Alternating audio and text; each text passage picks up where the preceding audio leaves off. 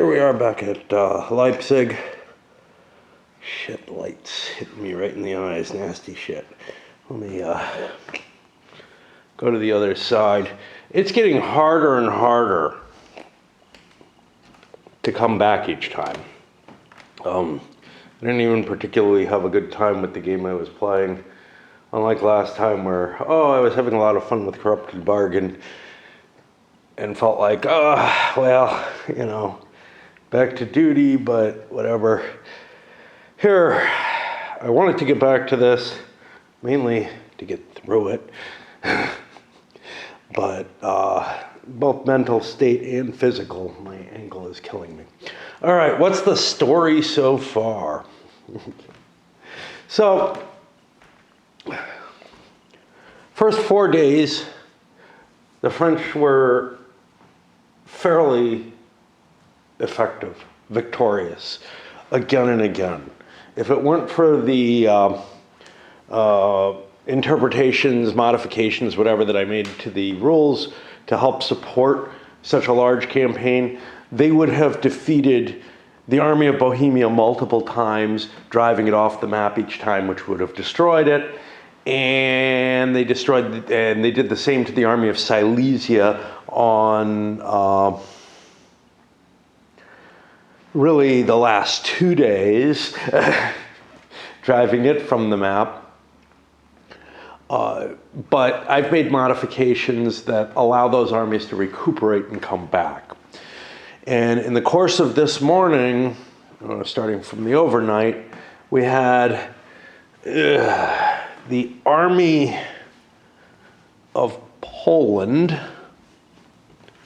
which is ranging up here, and maybe with those Austrians on the end, it's hard to tell. They're slated as part of Army of Bohemia. They come in with the Army of Poland, come marching onto the map. A small remnant of the Army of Bohemia under Colloredo and Clanau with the Kaiser had been sitting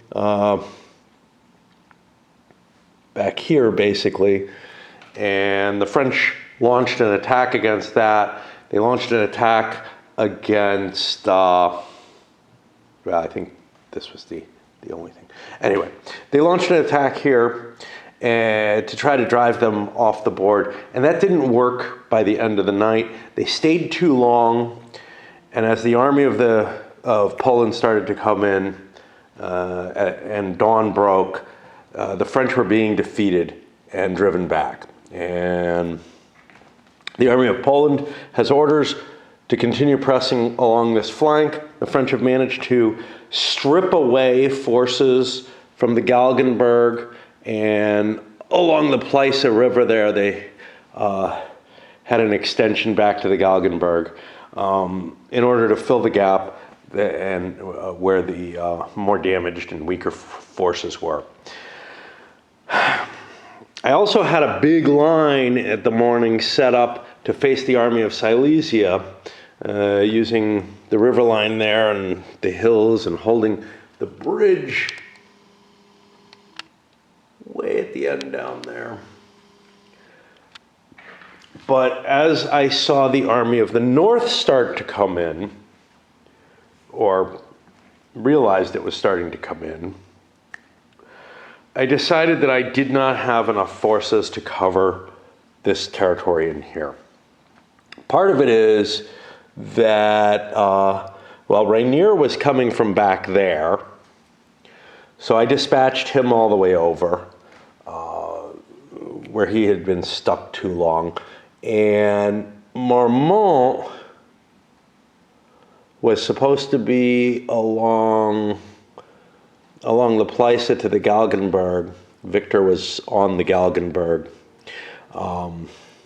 But basically all I had to defend this was the Leipzig garrison and I think that's Oudinot there. I have troubles. No, that's Mortier. Where's Oudinot then? Oh, Oudinot's over there. Okay. Mortier was extending that line, but it clearly wasn't enough. I also had nothing over here. So I broke up that defensive line that I had set up to handle the army of Silesia and brought Bertrand to guard the west front of Leipzig and stripped MacDonald off to fill in this hole. But at the same time as Ney is ordering MacDonald to move in there, Napoleon is ordering Marmont up into pretty much the same area. Now, if I hadn't played with the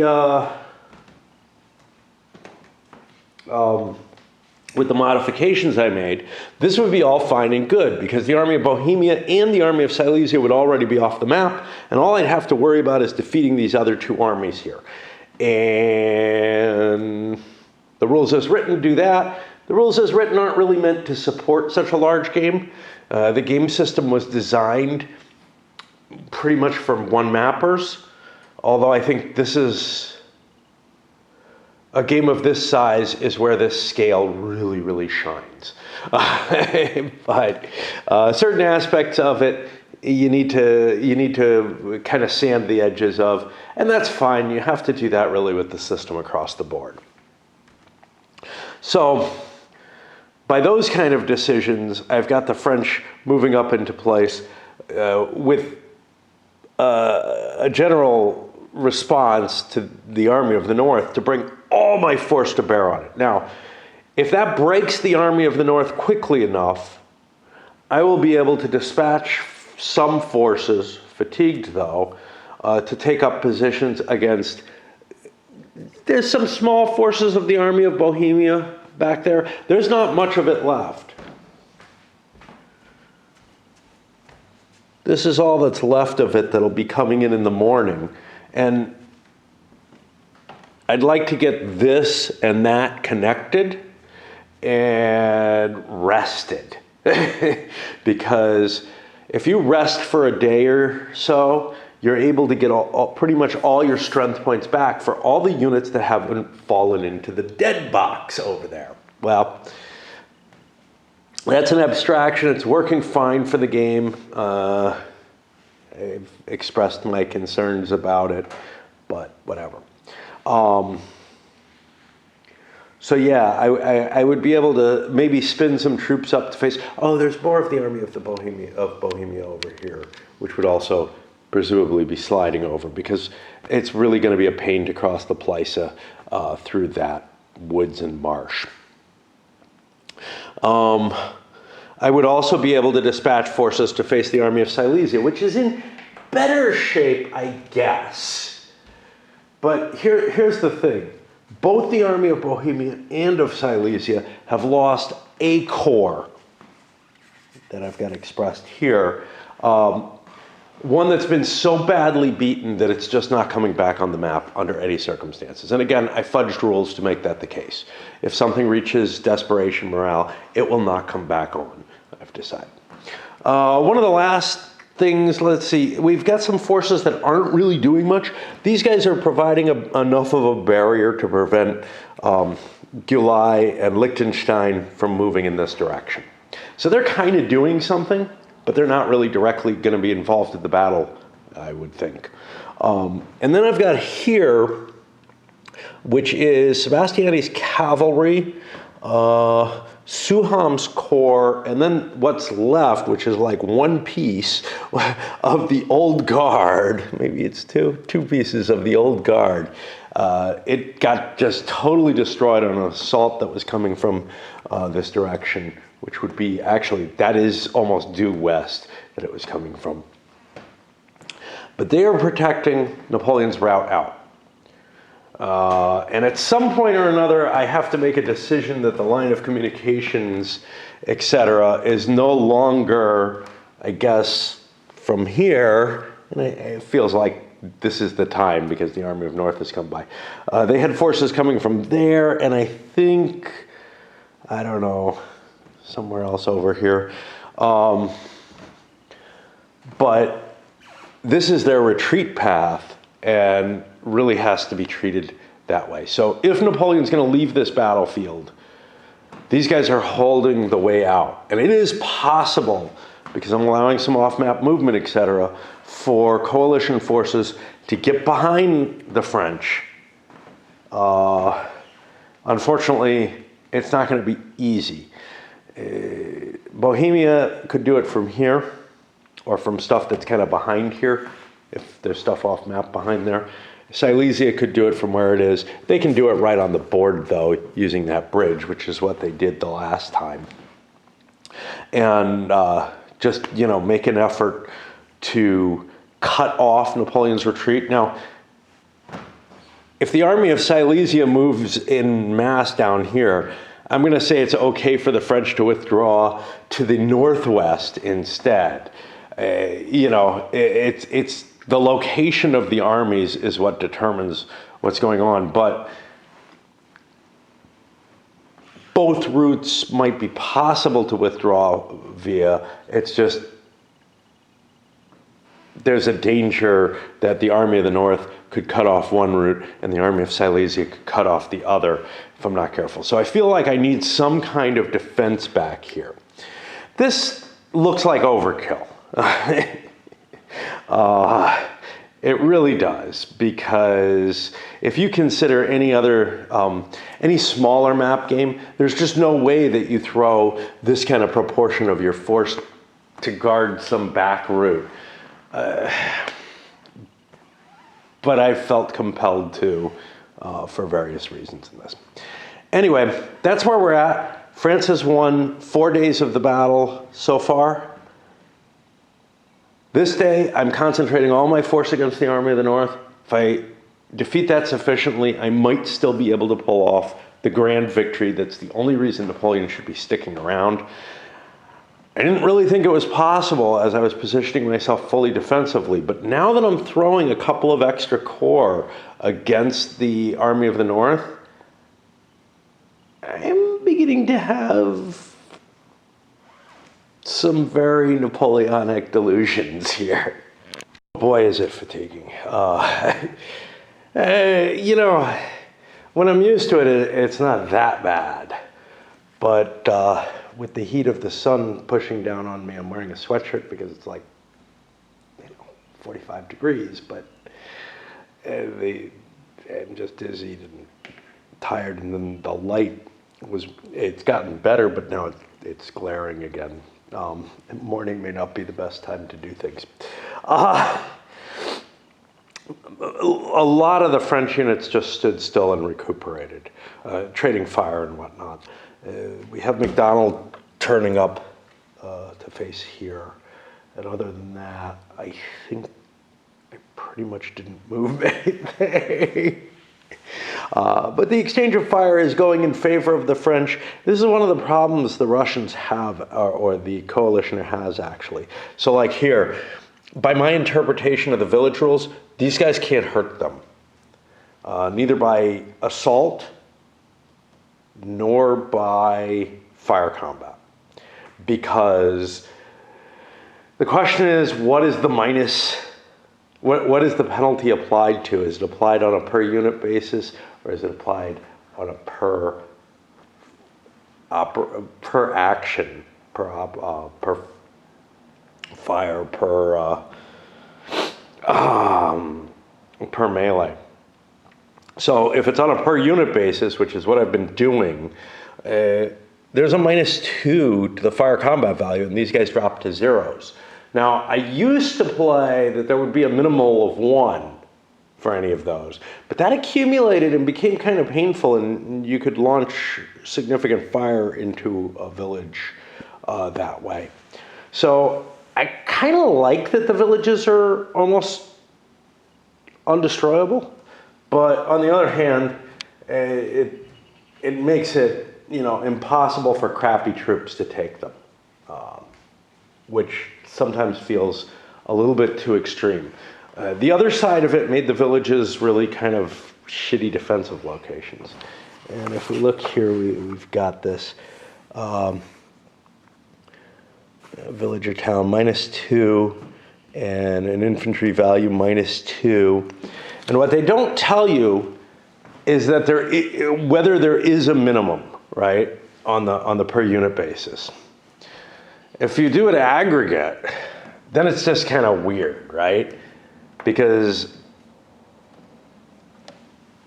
I'd be adding 2 fires, neither of which can do anything, and end up on the 2 chart from it. And I mean, you can make arguments for either direction, and this is what I've settled onto most recently. It's not what I was playing at other times. I don't know which is intended. I should look it up and try to convince myself again, but I am pretty sure that it is left ambiguous as to where that penalty is applied. Is it applied to the total firepower, or is it applied on each unit? And artillery is a little different no matter what, so I want to take them out of the equation, but they have a minimum which is explicitly defined, and they are done on a per unit basis, because otherwise the range attenuations wouldn't make any sense. So I don't know. That's what I used to play across the board, but it's only applicable to the artillery. Anyway, not a lot happening, but me just totally worn down by playing half a turn where very little happened. Some of the coalition forces, the ones that are damaged, spent their time recovering. Colorado still doesn't have any orders, and he's got to find initiative. He's not good at that, and doesn't really want to do anything, so I didn't check. He'd be safe checking, but he's got some recovery to do, not much. For the rest, we pressed on our attack. Polish army kind of started breaking up a little bit against Lorestone and Poniatowski. Back to that in a little bit. Hard going here. This really started breaking apart. And then the Swedes coming in. What is that, Rainier? Kicking around back there? Yeah. Against that. But the Prussians and Russians, the difficult terrain that's right here is making it painful on them. Plus, this deployment of artillery was obnoxious, and so, you know, I'm putting some infantry against that to screen my cav because they were plunking them. Some of the garrison was breaking apart, which is why MacDonald made his sharp turn to let the garrison fall back and let some better troops take place back in the French turn. Now, what I did was I said, wow, you know, some of the forces are taking fire, and I haven't checked in a while. So I did, and Lauriston is okay, but what I saw, what kind of triggered this was I saw Pujol took a hit over here, and he just lost combat effectiveness, so his force is demoralized now. Okay. But I decided, well, let's look at everything because of that.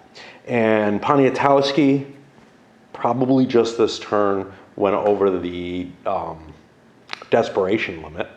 So his force basically melted and is in a problematic situation. And if this was a tiny board, this might be really horrible, but he's got a long way to go to retreat. So he probably won't end up falling off the board and becoming lost units. However, while I was at it, I apparently didn't make any checks late at night of the last night when the army of Bohemia down here ended up falling off the map. Well, I found a couple of units, Wittgenstein and Kleist, who were in desperation morale. So I actually removed their units. This is gone. And the guard, Constantine's guard, is damn close to desperation morale as well. It's like 1 point off. Now, probably gonna have time to recover that. But, well, I mean, there ain't much left. There's, what do we have here? I mean, all I have left here is the Tsar and Barclay, who probably could come in earlier. So this is Constantine's guard, and it's broken into two units. One is this 145, which somehow alone is enough to survive as the Prussian guard. I gotta check that. But the main guard force is 1 point, the Russian guard part is 1 point short. But you know, I got 4 units. That's all I got left of it. they got decimated. Let me check those Prussians. So there's a reason for some of this. For example, Wittgenstein is split between here and down here. So counting him's kind of tough. The guard's split between 2 pages as well, with the painful fact that the Prussian part of the guard is sort of kind of, I guess, this stuff. I don't know if 144 and 145 are part of the Prussian guard. I think maybe they are. So that would be 7. Maybe that's what I screwed up, and maybe I'm not that close to destruction. But 7, 8, 9, 10, 11, 12, 16, 17, 18.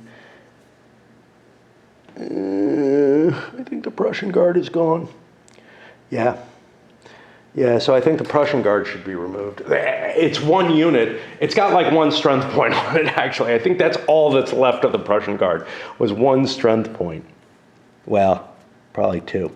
So we'll get that off the map as well as a destroyed unit. But yeah, the Russian guard is pretty much demolished as well. So the army of Bohemia is looking weaker and weaker as I go. The Silesians, I've checked them because that's how I found out St. Priest was going off. So I didn't make any additional checks on them. Their status is not likely to change. It's not going to change for the worse in the near future. It's not likely to change for the better anytime soon either. So I think we're pretty much up to date there. One of the things I was most worried about was Lauriston, because he's taking a little bit of fire now. I don't know how bad he is. Doesn't look too bad. 6, 7, 8, 9, 15, 16, 20, 24, 25, 26. So I've got a fair ways to go for Lauriston to collapse. But this collapsing is problematic because now there's a gap. And again, I think that just happened. And the French are going to have to think real hard about how to fucking cover that gap, because that's just going to roll up their whole flank. In some ways, this makes it look like more of a French victory has already occurred. But again, there's just so many forces coming against them that, yeah, you know, maybe so far it's been one hell of a French victory. But I'm worried about Victor, and I mean, Nansouty can get his way out of there. Pujol, even though demoralized, can get his way out of there. But I'm worried about Victor, and I'm worried about the army of the North continuing behind the lines of some of these units and forcing them to fall back further. And I don't think we're going to be able to defeat what's left. I was feeling kind of hopeful before, and then seeing, you know, you'd think seeing these extra units dissolve would be a big deal, but it really isn't. I knew those things were so fragile that that main body of the army of Bohemia just couldn't do shit. I mean, I would say the army of Bohemia feels destroyed right now, even if it isn't by whatever, you know, rules I'm trying to make up to quantify that. It's in pretty bad shape. Anyway, that's the end of the 1 p.m. turn. I know we're expending a lot of time talking, but, well, I'm trying to get myself back into the sequence after having taken that not too pleasant break. You know, but I screwed something up in that game that if the rules were cleaner and I played that right, it might actually be an interesting game. It really, I don't know. All right, Marmont tried for an initiative, tried to swing in and take Poniatowski's place in the line. He failed. Instead decided to set up some artillery and pound at long range. The Prussians, Fighting over here with with MacDonald coming into play. He's starting to damage the integrity of this assault against Leipzig itself. That's all stuff that isn't in bad shape. It's not in great shape necessarily. MacDonald's fine, and obviously Udino's okay, given that it's guard. But the other command there, Rainier and the Leipzig garrison. Leipzig garrison's a little weak to begin with, but it's holding its own. This artillery fire, I kept it in place. Ney went over to go talk to Marmont and give him the orders that he failed to get on his own. Meanwhile, a little bit of making some tough choices here that are going to hurt the French. Victor's going to get himself in some trouble over there, there's no question. But that's it for the French side. Move on to the coalition turn.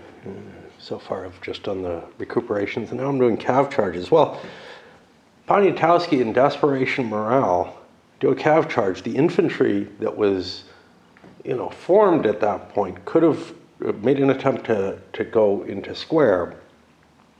Failed. One of them got hit. The other one gets away because I don't have any other cav to smash into him. And not that I'm sure I need to. But actually I think they stay. They stayed because they could be hit with as a collateral. So I got to remember that. But because it's desperation morale, it causes surrounding units to have a chance of following up with a route or whatever. In this case, it was a route where a couple of adjacent units end up fleeing instead. And that and they go to full route. They were already disorganized. So, he just can't hold. This is what I'm saying. Once you're in desperation morale, you're not really a functional unit anymore. It is time to leave the map, which is why I don't feel too bad about the units that are completely gone. It's a fair compromise there to not allow them to come back and reform. Those units are just so smashed, like the Russian army around Kiev was, right? 2 p.m. and I was having some theories in my head about, hey, the French were doing much, much better on their offensive than some of these. I mean, take a look at these Russians just getting routed. But these are Russian regulars. These are 8 morale units, about equivalent to the French forces. They're just getting unlucky. They're not facing that much. They're not facing that much artillery. They're facing lower morale units that should be breaking in the exchange of fire quicker, but it's just not happening. Left some skirmishers lying around now. I don't remember which side. It's in the set. Okay. It doesn't matter. They're all Brits. They all going in the Waterloo box. But yeah, I mean, we've had our guns stripped here. Some of them, one of them here. Of course, the French took one as well. These Prussians, these are a little more mixed. These range from 7 to 9 morale. This is, it's not like an all regular unit. There's some kind of scrappy stuff and some grenadiers in there. They're also facing the guard artillery, which can't be a pleasant thing. And they're holding up a little better. The Swedes coming forward, now they're not very tough, but Rainier has his own weaknesses as well. Over here, Poniatowski sent running. The Cav blew through a couple of them. That Cav unit is down to 1 strength point. And here's where a danger comes in the game. I am never aware of the strength points of my units as I'm using them. So that Cav may charge again and die. And to me, this is okay, because the system kind of falls apart if you start to game it too much and start reserving your units that are worn out. It's a perfectly reasonable thing to do, but if you reserve your units that are damaged, you can recover them over the night and they'll be fine afterwards. So if you do that too much, too intently, you're not going to end up with a casualty box the way I have. But you're also going to spend a lot more effort on the game. And again, I wouldn't play this opposed, or I wouldn't particularly wish to.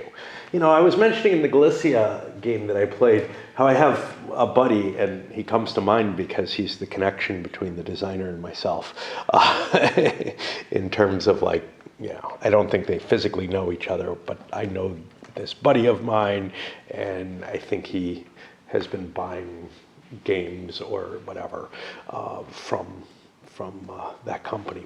But he has this attitude in those operational type games of, oh, what the hell, and just, at least he used to, and just push units into an attack and whatever, without trying to take advantage at all.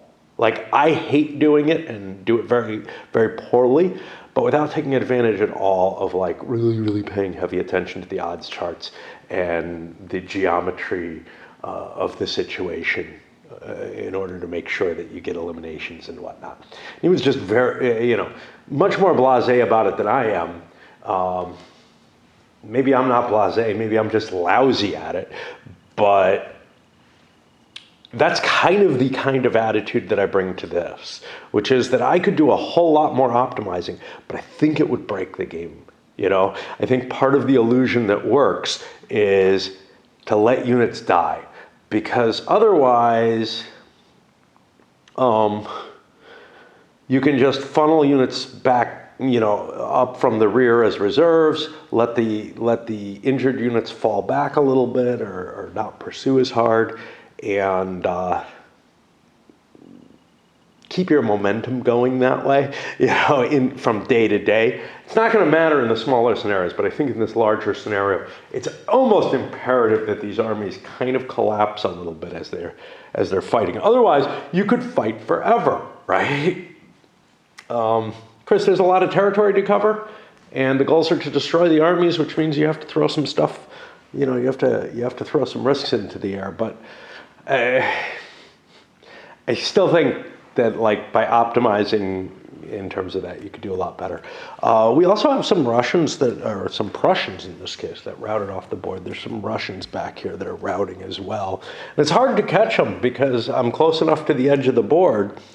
For the Cav, at least, I got no chance. For this thing, well, it's got 2 more turns before, make it 3 more turns before.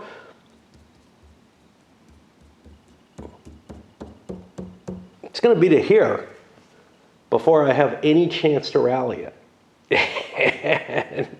And I have to take a chance at it. If Bernadotte or somebody goes over there, they help a little bit. But yeah, there's a good chance things will just run off the board too. Yeah, there's a French router too. I don't know. That's part of, is that part of Peugeot? I think so. I don't know. Anyway, that is the end of the 1:30 turn. Gets us to 2 p.m. Wow, that's good. I think that's it for today. I know there's lots of light out. It's actually a fucking beautiful day. I was outside sitting and reading for a little bit. But the light, you know, light was horrible in the morning. Not that I have much chance in the morning most of the time, but I had some processes running that I had to just keep a vague eye on. And then it starts getting dim, you know, right away, because I don't have anything except the natural light and a couple of little things. Of course, with a map this big, it's hard to do. And it's one of the reasons I brought it down here. One of them was I wasn't sure I could set it up upstairs. Like, I think there's space, but it would have been really, really tight, and I would have had to move things. But another was, well, the lighting's kind of crappy there, and I got really good lighting down here. And I do sort of, like, this is perfectly fine lighting, But not for this game. For this game, the problem is these tiny little ID numbers. And, you know, I was reading someone else's review, well, someone's little comments in their, you know, ratings comments. And, you know, they took it down like a whole point because it makes the game really, really hard to play. Their first impression was, oh, I really love it's someone I respect, but I really love the, you know, the easy way that this, because of the shape of the counters, allows you to represent the different formations. And it is a great thing. The problem is those tiny little numbers. And for his complaint, it was the command and control rules are useless because of it. I gotta say, the casualty is at least as hard for me. I mean, yes, I have some lost lambs, and there might have been other ways of representing, especially in the smaller games, a differentiation between commands than are used in the game. I mean, they really don't do anything to try to help you see the commands. All the French units look exactly the same. All the Austrian units, well, the light corps look one way and the regular corps look a different way, which could be useful. For the Russians and Prussians, exactly the same, except for the Guard Russian, which, like the Guard French, yeah, the Guard French are the other exception. Now, for nationalities, you have some fair coloring changes. So, like, you know, Poniatowski's Poles look pretty different, I guess, and the Guards. But the Saxons, well, they're a different nationality, but they're not segmented by corps the way the Poles are. So that doesn't actually work. Anyway, as usual, going long-winded because I kind of don't want to stop, but back hurts, leg hurts, you know, all kind of shit like that. And I want to play my video game, I guess. I don't know. Okay, end of 2 p.m. for the French. And things are getting hairy. First of all, I found another lost lamb, an artillery piece from Rainier, which makes sense. He doesn't have very many sitting there. That somehow got picked up by Victor. It's okay, you know. Especially with artillery, it feels more reasonable because, but anyway, that's just life. Lauriston is beginning to really feel the heat. Remember, he's already demoralized and probably, he's got a few spaces left, I think. I can do a quick check. 7, 11, 12, 18, 19, 20, 21. 27, somewhere around there. Of course, you could be recuperating points while you're engaged in combat from recuperating stragglers. That works fine kind of in the NBS model where you have to mark what things are being recovered with stragglers. With this, it's a tougher call. So when corps or whatever are engaged, I usually am not recovering stragglers with them.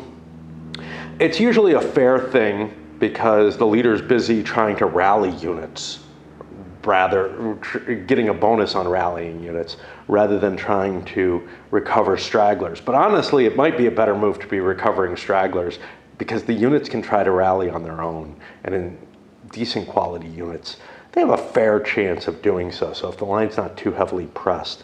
But again, like micromanaging which units are taking the casualties and everything, I think you're better off not doing it, which again plays it towards that, not really a game I'd want to play competitively. You know, I'd rather play it with this kind of fuzzy agreement to not micromanage and not try to optimize too much. In part because I think you get a less interesting experience overall from it. But I don't know. In terms of the historicity of it, you know, how effective a unit is, what no longer functional really means. These things are not easy to define, and it would take a lot of insight to be able to make an argument one way or another. But like with the Galicia and all the little hex tracking that you have to do on the version, and by the way, the designer is working on doing something where that'll work a little bit better, where you can mark a final place on it, and that's good enough, and also handling control by the frontage rather than by the hex. So anyway, like with that game, I feel like I'd rather just put this problem aside because I'm a solo player. But I've played with people. When I'm playing competitively, I go too far, and I've played with people who go further than me in terms of that kind of optimization.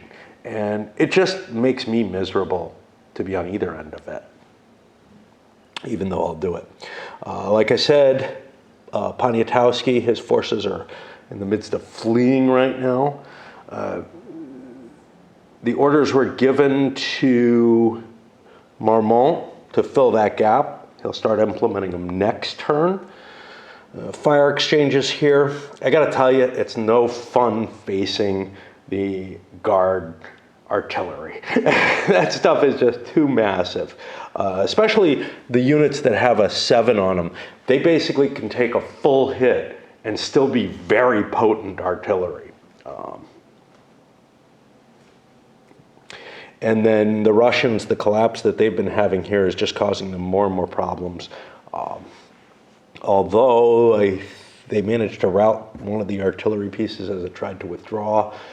That Cav managed to rally, however, and the turns are really beginning to get ugly again.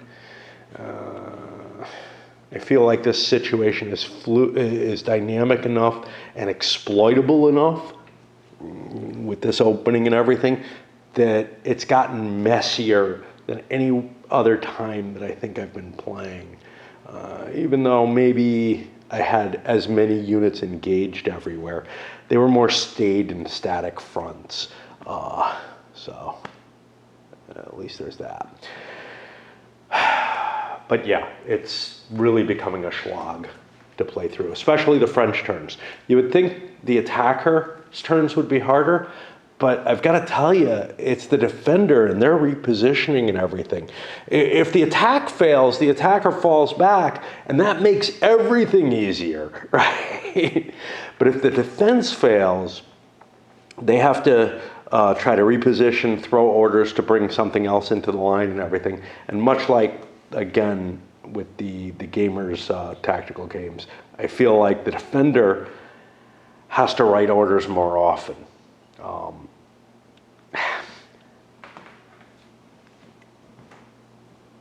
Here, it's just a matter of repositioning the units is harder.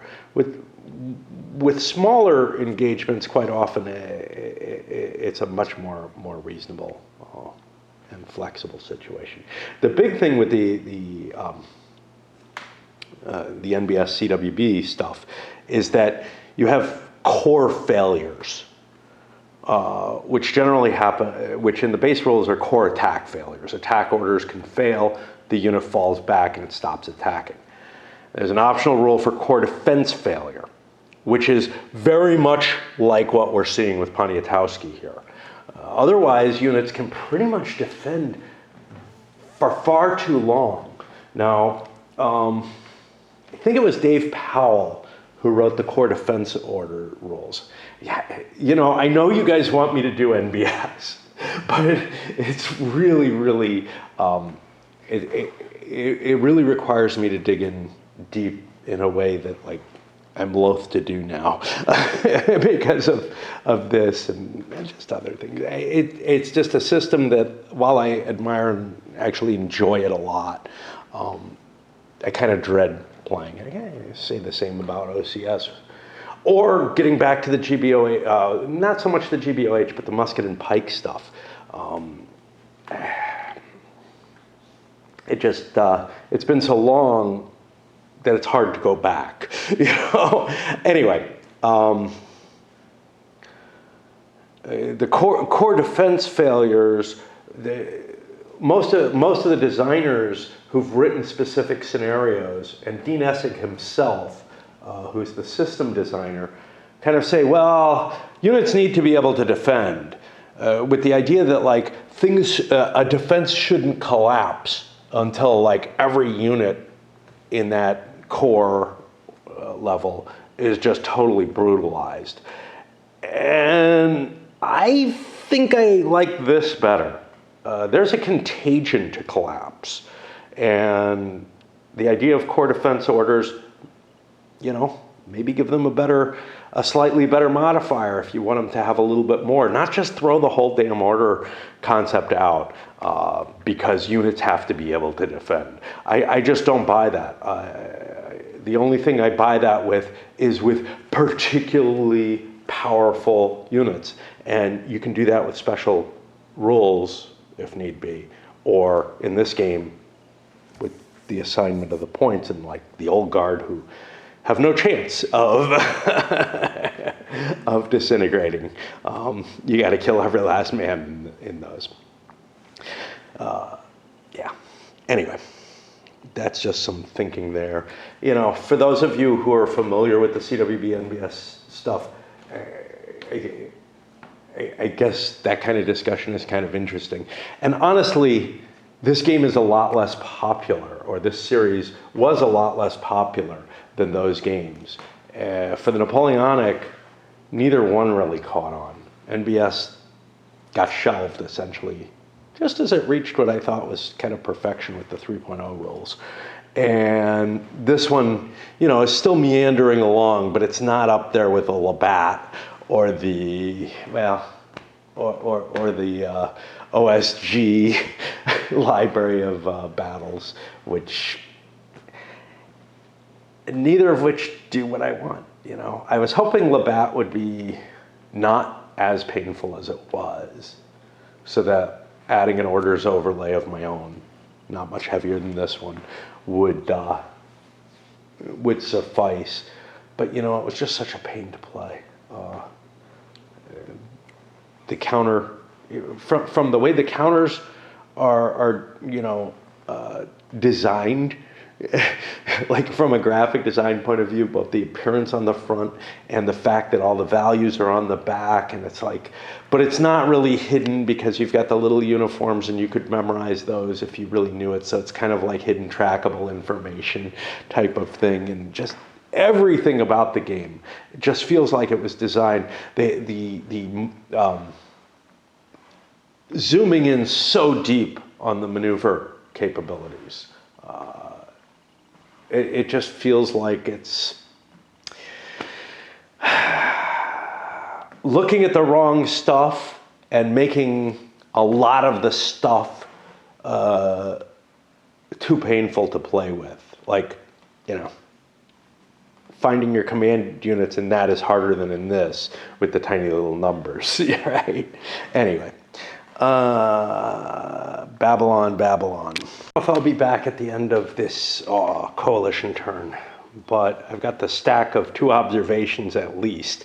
Let me try to go over everything. First of all, the Swedes launched a cav attack, actually more than one, and one of them recalled, but another one succeeded and is going to be getting a hit, which isn't yet handled. I've been handling the French fire coming back. And I thought about why the Russians are disintegrating more quickly. Well, morale isn't the only factor involved. The French have higher firepower, which means that facing coalition forces, except against Jaegers and Grenadiers and stuff like that, they're gonna actually probably be outgunning and causing more morale checks, which overall actually will break the enemy even more quickly. And what the system does to disincentivize charges kind of means it's very hard for me to make those attacks against the French. And honestly, it's not a pleasant thing to do anyhow, because you have to undergo the fire before you make the charge anyway. Of course, you get your own shot too, but unless you've got a really, really big unit or something, it's a hard call. But places like here, hey, maybe it's worth it. But I've had to struggle to get my fatigue levels to where my morale isn't just shot, you know? So it's a tough call. You see the Swedes advancing here. Trying to see if the only breakup I had was the one unit that got recalled or blown or whatever you want to call it. Over here, Lauriston is beginning to face problems, and we'll see how that fire works. But you know, I've got artillery surrounding that, trying to just blow away that whole side. On the other hand, the Russians kind of charged the guns here, but they did more than that. They charged a cav. Now this was completely accidental on my part, but one of Pujol's cav was here, and yeah, he could have said, "Hey, screw it, man, I didn't want to do that." It would have taken I took an opportunity fire to get there from the artillery though. So I decided to just go ahead with it and rolled the cav countercharge. Sometime later, when I was looking at the fire, I'm like, oh wait, that's a cav unit in there. Geez, they really should have countercharged. Okay, well, I'll do it now because it really doesn't affect too much. And it was only a 1 strength point cav, or one factor cav, or one size cav at this point. It was only a 2 to begin with. So they got disordered actually, but they caused casualties to the infantry. So, you know, I mean, this launch took a lot of casualties. They're fairly good units. You know, it's strange because the same shit here with a much less aggressive attack got scattered all over the place though. And then these guys barely got, you know, they took casualties, but they didn't get any impact. Much more damaging is what Bubna's doing here. That's frightening as well. And the second observation, and why I picked up the camera, was I found that Bubna has this unit. I don't know if I mentioned this before. Unit 15, an artillery, 2 strength point. When I look up Unit 15, it's combined Jaegers at like 6 strength points. I'm assuming this is supposed to be 14, but I don't know where those Jaegers are. There's 14. That's a cav at 3 strength points. That may be 13. Just everything's fucked up over there. This whole unit, because 13, 12, I don't know where those Jaegers are. I don't see anything that could be them. Like, there's nothing that big on Bubna. So I just, I don't know what the fuck to do about this. 14, that cav is definitely not them.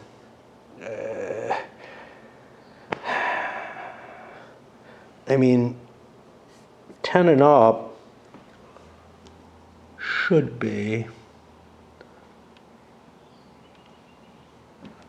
Trying to see what I have here. Oh no, 10 and up is, oh, that's Bubna, yeah. Yeah, so now what is this? This is 8. You gotta pick up the units to be able to read them. 8 is Grenzers, okay, that I'm fine with. 9 is Jaegers, and they're all shot up and have been fine. I mean, 11's supposed to be Hussars, but they look like infantry to me. 10 is supposed to be Hussars as well. And they're infantry, so maybe they're not Hussars. I don't know where the real 15 is, you know? And then there's this extra 14 cav. Yeah. And I have no idea. So It looks like Bubna is just completely fucked up. I tried to recover everything that I could from the errata to the best that I could. But I mean, there's certainly, I don't remember things that were like, this is actually not an infantry unit and all kind of shit like that. So I'm like, well, I'll do with what I can, but what I can isn't very good. And yeah, the real 14, so what do we have here?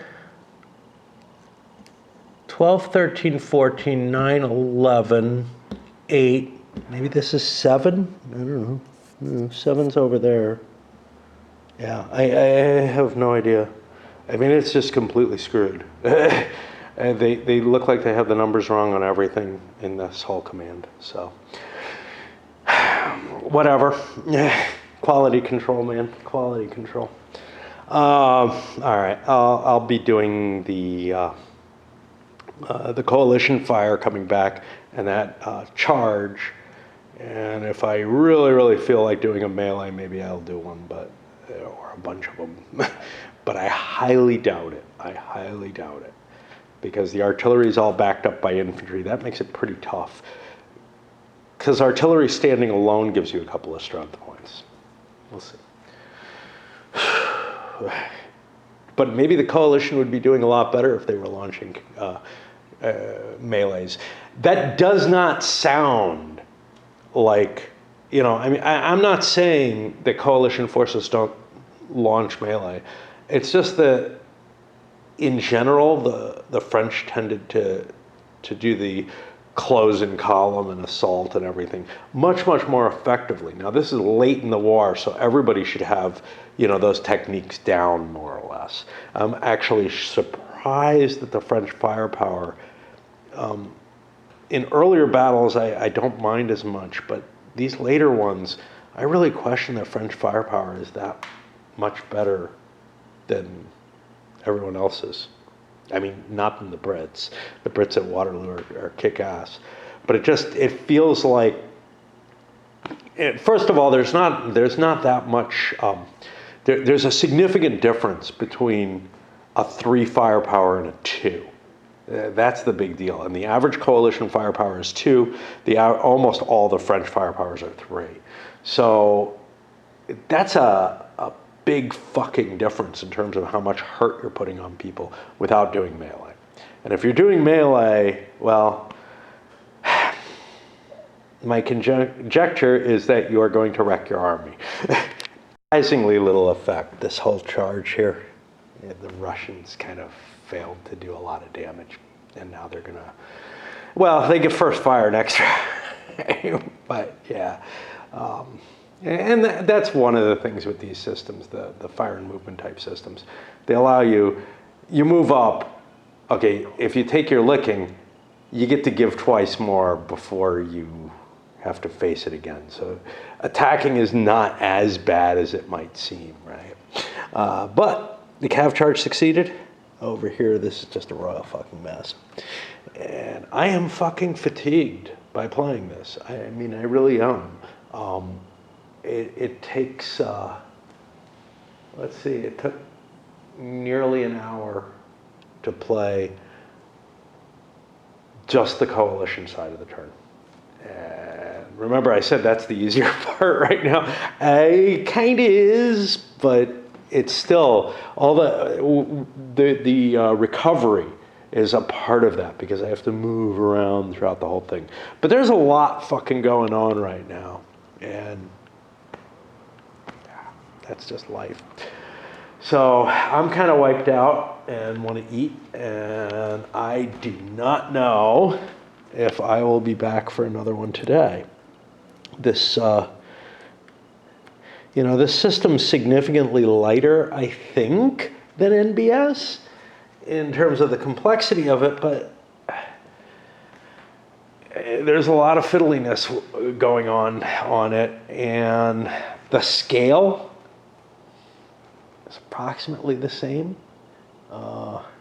Well, there's a layer that's left out of this, So the units in this are essentially brigades, which are what exists in the Napoleonic brigade system. But the command levels, the organization levels include, oh, I've got to check Rainier. He took a hammering. But the command level leaves out the whole divisional level, right? You're at the corps level. Well, corps are what you give orders to in NBS, but you have divisional commanders underneath those corps. So, and they can be given individual commands if need be. So yeah, I don't know. Anyway, let me take a quick look at Rainier, see how bad he's doing. 12, 15, 16, 17, 18, 19, 20, 21, 22, 23, 24. He's one away. He's taking a beating over here that, like, I don't know how much longer he's going to hold. And I've given Marmont his orders that aren't to reinforce kind of where he is, but to slide over and try to get here. I mean, somebody's got to do it. So this accumulation of as many corps as possible up there is basically what I need to do to hold even. On the bright side, Army of Bohemia is pretty damn beaten up. Army of Silesia way down there is pretty damn beaten up. Neither of them are going to be doing anything much today, I'm guessing. Although Schwarzenberg came over here to talk to Gulai. Basically, I'm going to gather everyone over here. But they're going to recover first. Gulai, Liechtenstein's recovered. Gulai's in pretty good shape, so that shouldn't be too bad. And I started bringing, since they've got no troops with them anymore, Barclay and the Tsar over to help deal with this shit, which we should be in as good a shape as possible, certainly by the next day. I snuck another French half-turn in as they try to scrabble about to form some kind of line here. Marmont making his way over. I lost Marmont himself for a while. He got caught up in some of Poniatowski's routers there. As MacDonald continues to push in on the line here, Rainier is beginning to collapse. I threw a cav in, that's this, ending up hitting the Swedish Guard, the Sve Guard. Well, by the time I hit them, I was in bad shape, and the fire coming in, I think, hit one of my units, and I ended up dissolving the cav, but I broke the guard actually on its attempt to form square. If everything had formed square, I wouldn't have continued fighting. This unit did not try to form square, which means had I hit this, I would have been able to continue on and hit another unit. But yeah, this unit was, it looks like it's a 3 there, but it's a 4 on that side, and the reality is is what? Is that it was a 4. So, I was hitting a unit that looked smaller than it actually is. But these are fresh units, good quality morale, ended up holding up. One weird thing I have happening is Lauriston left a disordered unit in the town so that it can plink at the artillery. But that's just going to dissolve if I'm not careful. Well, I wasn't careful. You can see, though, Lauriston's force is melting. Some of Victor is falling apart under the pressure. It looks like the gap is just widening and opening up. And Marmont's going to end up being not some center of the line, but the actual flank there. It's beginning to look like. And it's not going to be a pleasant flank the way this is. Rainier passed his demoralization level, so we had some morale checks. I didn't have any that did anything. Demoralization isn't that bad, right? In terms of the immediate effect. In terms of, I remember that it's there and it gives a -2 to the morale to all the units in that command. Well, those units have gone from being line at 8 to conscript 6. Yeah, that's a pretty big drop. Yeah, and anything close to the 7, your guards, when they take a hit, well, especially the French guard, when it takes a hit, drops from 10 or 11 to pretty decent still. Trying to see if there was anything else terribly exciting. We chased the artillery off the hill there. It's looking hard for the French. I had these momentary illusions that throwing a lot of corps in at once would give me a shot at this. Yeah, first 4 days were glorious, especially the first 3 for Napoleon. It's beginning to look a lot like I should have left. But again, there's no way, given that Napoleon historically didn't leave under much worse circumstances, that I would be willing to.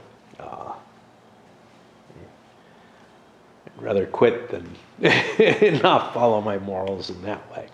But yeah. I mean, it would have been trivial to leave any day at any point up till now. Now it's going to get harder, though, because now there's real armies pressing me, and my armies are breaking. If I just marched away and said, "Yep, I won a minor victory, man," slowing down even more. Yeah, it's a rainy day. I don't know how much that affects me in any direction, but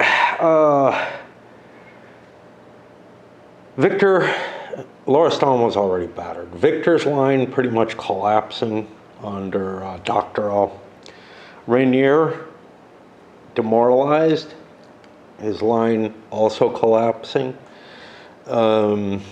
Mortier just got demoralized at this point, so the only functional things we have are Marmont and MacDonald, which are pretty big, but, well, we got the Liepzig garrison that's still alive, I guess. And you gotta say Mortier is pretty fucking functional, but he's running low. Especially those dreaded artillery are getting wiped out here. At cost, I mean, no question. Wingerode here, he's been such a disappointment. I mean, he should have been able to brush aside what was there, and he is really, trying to get things back into line. We got Prussians running still. Not much else happening.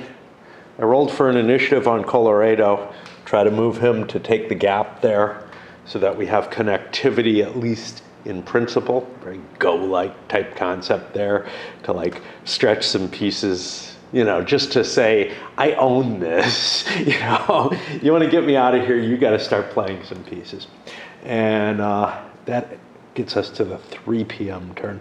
Remember, night falls early, at 6, so, some chance it might make it through the day. And not this week. We're not going to finish the day in the week. And again, I am pretty much convinced Napoleon needs to pack his bags and leave. And then the question is there anything significant that I should be doing right now? Or do I need to hold these lines, which I think is the case, to keep the communications route through Liepzig? And this is going to be over a little early, just because, yes, I am going to attempt to withdraw. And since it's kind of cool, this sucker is next up on my punching and clipping endeavors. That should take me some time, so, Hey, when I get to those big OCS, in this case, what is this? This is, I haven't played it yet, Grand Tactical Series. When I get to these bigger games and start clipping them, it's a big endeavor to do. I've been doing these little, essentially the ones that I got for review copies that are half of an old SPI counter sheet or whatever. It's like boom, and plus I'm only having to sand them. And then the next one I pulled out, I punched a counter, nicely rounded counters from Compass. There it is, Barbarians at the Gates. And I'm like, well, this doesn't take any clipping. It doesn't need it. they're perfect counters coming out. I might need to sand a couple of them a little bit, but I'm not gonna do anything with them until I'm ready to play it. So yeah, this came out. It was either this or a sticker or something. I got Almoravid showed up this week, and I've got some 18xx's that need to be stickered, but I don't know. It just feels like it's time to tackle something big. And you know, this is what happens when I can't play much for whatever reason. I just start babbling about all this crap, which is why I should like not pick up the camera so much. The French turn, the fight's not completely out of them. Oh, it's like, what, 3:30? I can't tell. 3 o'clock, okay. First of all, Victor up here, Lauriston and whatever was left of Victor that was in this northwestern type position, that all melted away. But what was here would be very hard to extricate on its own. The way the game works, once you're engaged and in line with someone, yeah, he can back out, but you take full fire, and then they come again. And, you know, it's just like, well, I might as well take a round of fire now, and I'll get all my first fire advantages on the next time, rather than try to withdraw and let, you know, disorganization or rout get me out of the space. Of course, that's a good recipe for getting yourself destroyed, but in this particular case, the French held up rather well, and you can see they're destroying the Russian flank over there. There's still a lot of the army of Poland coming, though, and you got Bubna over there. Okay. Nansudi is making a mess and may have just fucked himself completely. Over here, we've got Marmont beginning to line up with some remnants of Renier against the Swedes, and doing a fairly good job on the Swedes in this section. You know, I mean, yeah, they're still formed units fighting, but they're lower morale units than against some of Marmont's, and certainly Renier's, and they're you know, holding their own, basically. Over here, the Prussians' attack under von Bülow is beginning to collapse. Of course, this fell apart long ago, and it doesn't seem to be getting much better, although there are reserves coming back into the fray. We got routers, though, too. Over there, some of my artillery rallied. You know, a string of good luck, like happened for Victor down here, or a couple of places over there, and I start thinking, oh, massive victory again. You know, I'm still not absolutely committed, but I think I gotta get out. You know, the reconstitution of the army of Bohemia is a scary thought. Same thing with the army of Silesia there. Just facing too many forces, and both the Army of the North and the Army of Poland are liable to recover as much as the French are. You know, there's not a good solution other than get the hell out of Dodge. I don't know if I'm going to do another half turn today. It would be nice to fill it out. You know, the weeks just blaze by, and I don't understand, but well, video games are part of the problem. Let's just put it that way. Work is part of the problem. Hiding my head in the sand about everything, you know. Between games, this game, video games, work, I don't have time to think and to hurt, and other than my poor foot. But yeah, it's not the best solution for any kind of going forward. On the other hand, for the past, you know, year and a half or whatever, at least, there's been this kind of, well, I hope I don't make it very much longer. A few interesting things happened this turn. Let's see. First of all, continued pressure. Swedes showing their low morale, at least of a lot of the units as they break forward. However, had a couple of cav charges. One here, that's part of what stopped or caused something interesting to happen. Then one here where Russian cav was bounced by Nansudi, and just trying to get around and finish Victor off there. You can see the guys on the hill are gone.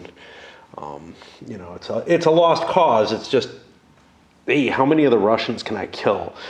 While we're losing our position.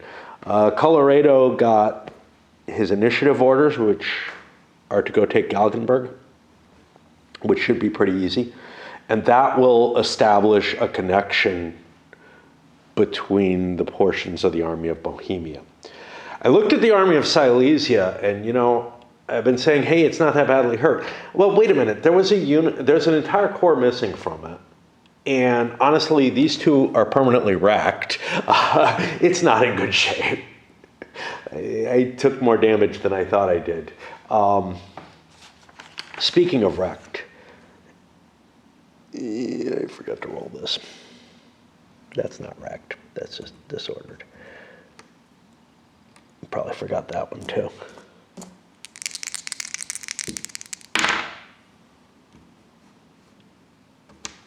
Didn't roll this either. How about that? Whee! And this one. I got other people. Got one succeeds.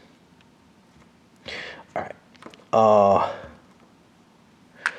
Speaking of wrecked, the Saxons under Renier reached their defection status. And there's like one unit disorganized now. The rest have been removed from the board.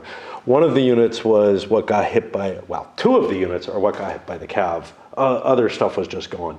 So they're gone.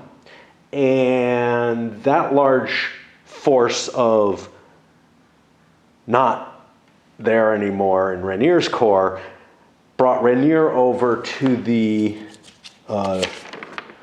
desperation morale level, which means he's essentially unworkable. Might be able to rest and do something. What I think I'm going to try to do is send him down there. That'll get him closer to the withdrawal, and maybe I can bring Suham up. I don't know. The old guard. I mean, it's not worth the order for the two counters and getting them wiped out. They might be between the old and young guard, we might have the cadre of something, but they have taken so much of it, so much damage here that, France has lost something major. But yeah, so what you're seeing is the stuff that's here has just pretty much completely collapsed. Everything to the entire right flank of the French army, with the exception of Nansudi, is in dire straits. Victor hasn't collapsed yet, but there's not much left. Pujol is not in good shape. So, do we have enough left to get through the day before we can try to sneak out? Can we get through the day and hold the Liepzig crossings? That's the big question, because there ain't nothing else that'll get us out of here. We gave up the other bridge. All right. So yeah, it was kind of exciting compared to most turns. A couple cav charges, a country switches side. Now all that means is that the units are considered lost. And the remaining unit, if it gets demoralized, and if it gets, or disordered or whatever, if it gets disordered again at any point in the game, it leaves. But there are other Saxons still fighting with the French, though. It's just, this is their minor country corps in terms of empires in arms. But the way that I see the minor country corps, which means that they can be promoted into real units, real French units, essentially, with enough practice, and they're just filling in. Other people saw it as, well, it should be proportional losses across the way. Just babbling there, but you know, it's one of my picky points that I really like to highlight about empires in arms, because making a lot of minor countries is a really, really bad idea across the board. And the one thing that might make it justifiable is that you can take all your losses on the minor countries. That's the basic rule, is there's an option to do proportional losses. We're pausing for a little bit here in the midst of, well, I've completed, I think I've completed the French movement, but man, things are getting ugly at this point, very hairy. It's tough to defend, in the sense that this is how your units end up getting disorganized in terms of like, hey, I got the wrong pieces going with the wrong people and stuff like that, and it's hard to figure out where your orders are. This thing probably needs to move still. That did not just move there. So I may have a couple things I want to clean up, but the reason is because you're probably being attacked from different angles on lines between corps and stuff like that. So that you fall into internal lines when you're defending, usually. It wouldn't be the case necessarily in all cases, but it certainly is here. And you've got your forces collapsing into each other, where it becomes just this chaotic mess. You don't know who's what anymore. And again, without a clear distinction, having to rely really on these numbers and lookups on the chart to figure out whose command is what, which is the extant complaint from someone else.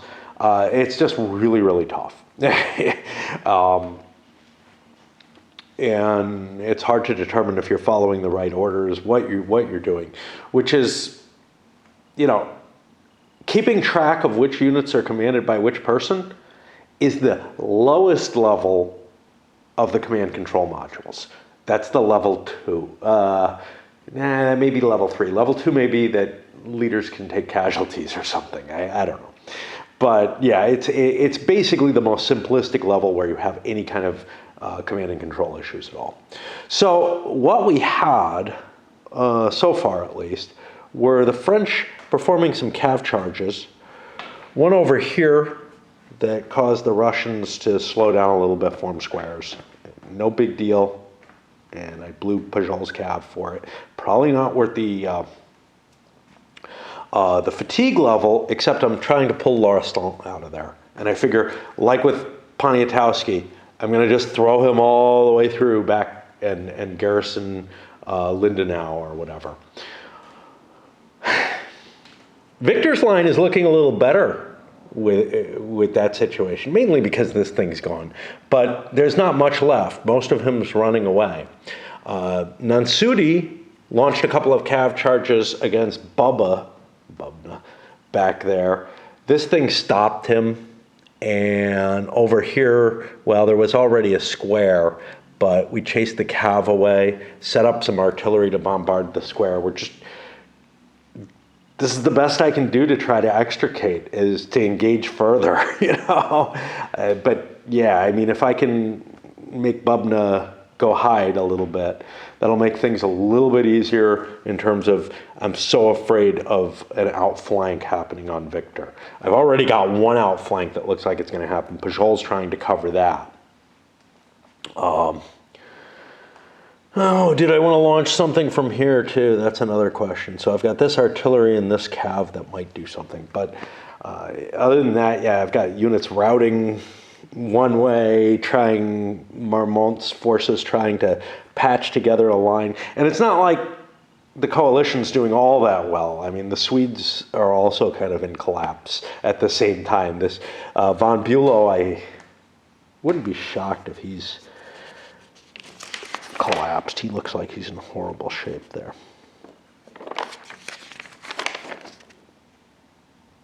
Nah, he's still good. But he's got if I was playing with the newer edition in terms of the core route numbers.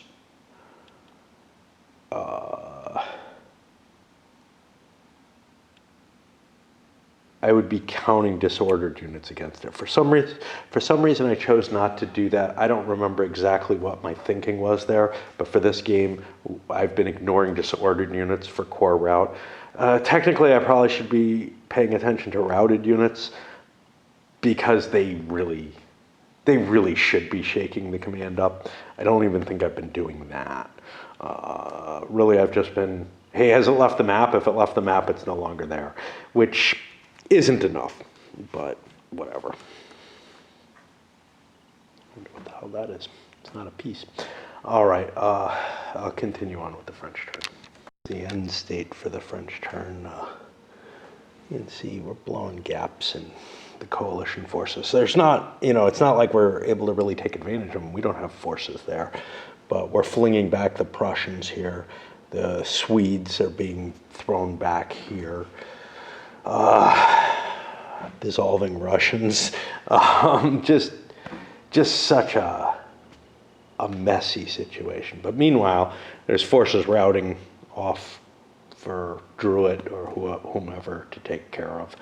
This is really turning out rough for both sides, honestly, which it should. And that is the 3:30 French turn.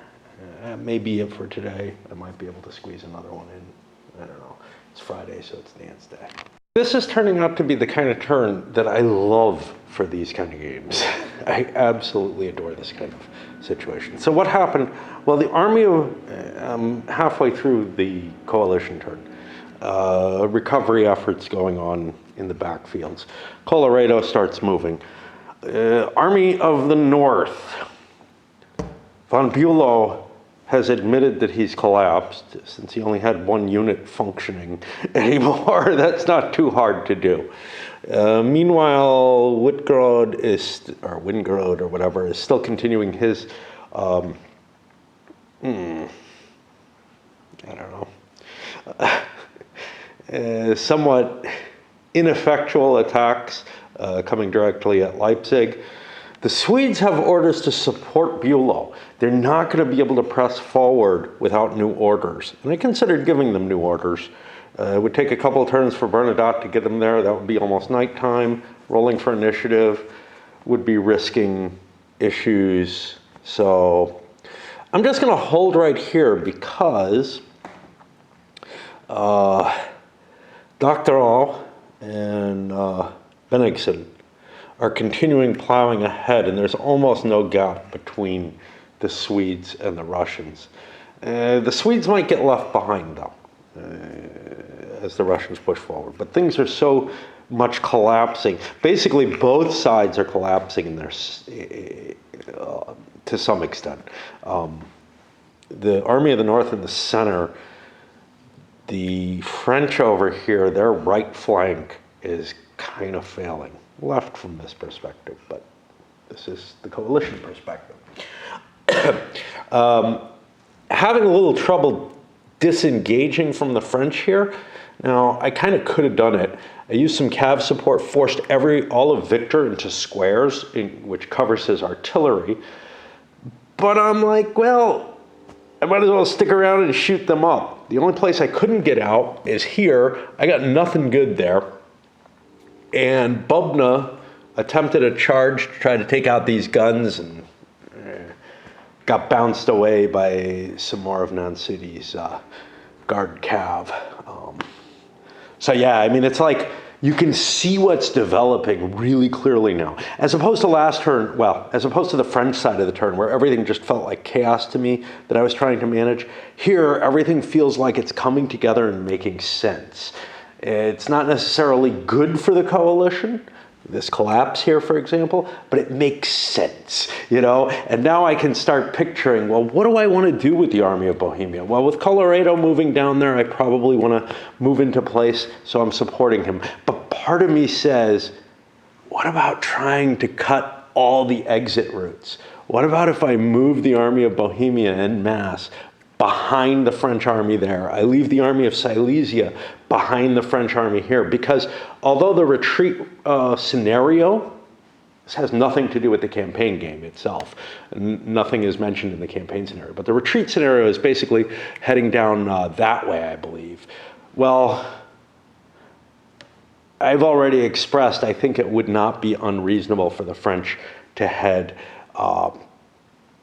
more to the northwest than kind of due west. I don't buy that they could come back north. This is the army in retreat. They've got to head back towards France, no matter what, or hold Leipzig. But you might find yourself saying, hey, you know, if this is what interests you, why are you playing such a huge fucking game that goes into so much detail? And this is where these big games are perfect for me. So a smaller game, this whole thing would be expressed as the whole thing, right? I wouldn't be dealing with all these details in order to see the picture emerge. What I'd be doing is dealing with details at the level of the picture and constantly worrying about those details and never really getting to see the whole picture in quite the same way as it kind of peeks through here. You know, it's hard to say, it really is, but when you're playing a simpler design, and I'm not necessarily talking about the OSG stuff, I feel like some of that can actually show this pretty well. I'm talking more about, although I think it's a fantastic game, I'm thinking the No Retreat game. Or games. There's a whole bunch in the series. I feel like I'm so devoted to making decisions that are at the level of the big picture. I want to be making my decisions at a level below the big picture and see the picture shine through it. I don't know why, that's just appealing to me. And when I'm playing the game at the level at which I want to experience the game, I end up not experiencing it as well as when I dive down just a little bit deeper in. And, you know, I mean, I'm seeing what the effects of these big army movements have been. And, you know, what the outflanks are doing and everything. As opposed to, oh, look, I got 2 counters on your counter and I pushed your counter back 2 hexes type of thing, covering this whole, you know, or this attack just failed and the units fell back a couple hexes. That kind of thing just doesn't give me the same kind of picture. And I don't know how else to express it, but I feel like I'm grasping at something that is really, really vital to my enjoyment of gaming, and why a lot of times, while I can respect, honor, enjoy to a different extent, and understand the historical picture that a less detailed game is giving, it's just not pulling me into it in quite the same way. It's not that I'm interested in all these little details. It's that all those details are necessary for me to get the right perspective on the big picture somehow. I don't know if that makes sense.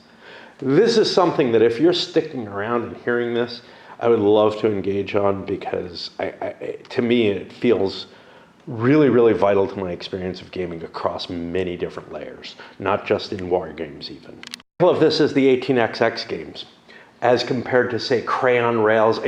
We're really going off topic here, but I feel like this is just so important. I may have to do a video on this, but I'm having trouble expressing it, even facing it. But like with the 18XX games, I'm interested in all the mechanisms of the stock manipulations that are going on, the holdings that the players have, which does actually, it is actually part of the big picture. I mean, it's the victory conditions after all. But the big picture that I'm looking at is what are the train routes that are there. But take a game that focuses directly on that. Crayon Rails, the Winsome designs. They focus much more directly on what the train routes actually look like. and I don't see them as well. You know, I experience and see that train route aspect better because of the other things that are involved in developing it. And same thing with the cache, you know, how well someone is doing. I experience that picture better due to the extraneous stuff that's going on. Even though maybe I'm not like fantasizing, and I think that's the right word for it, to tell you the truth, about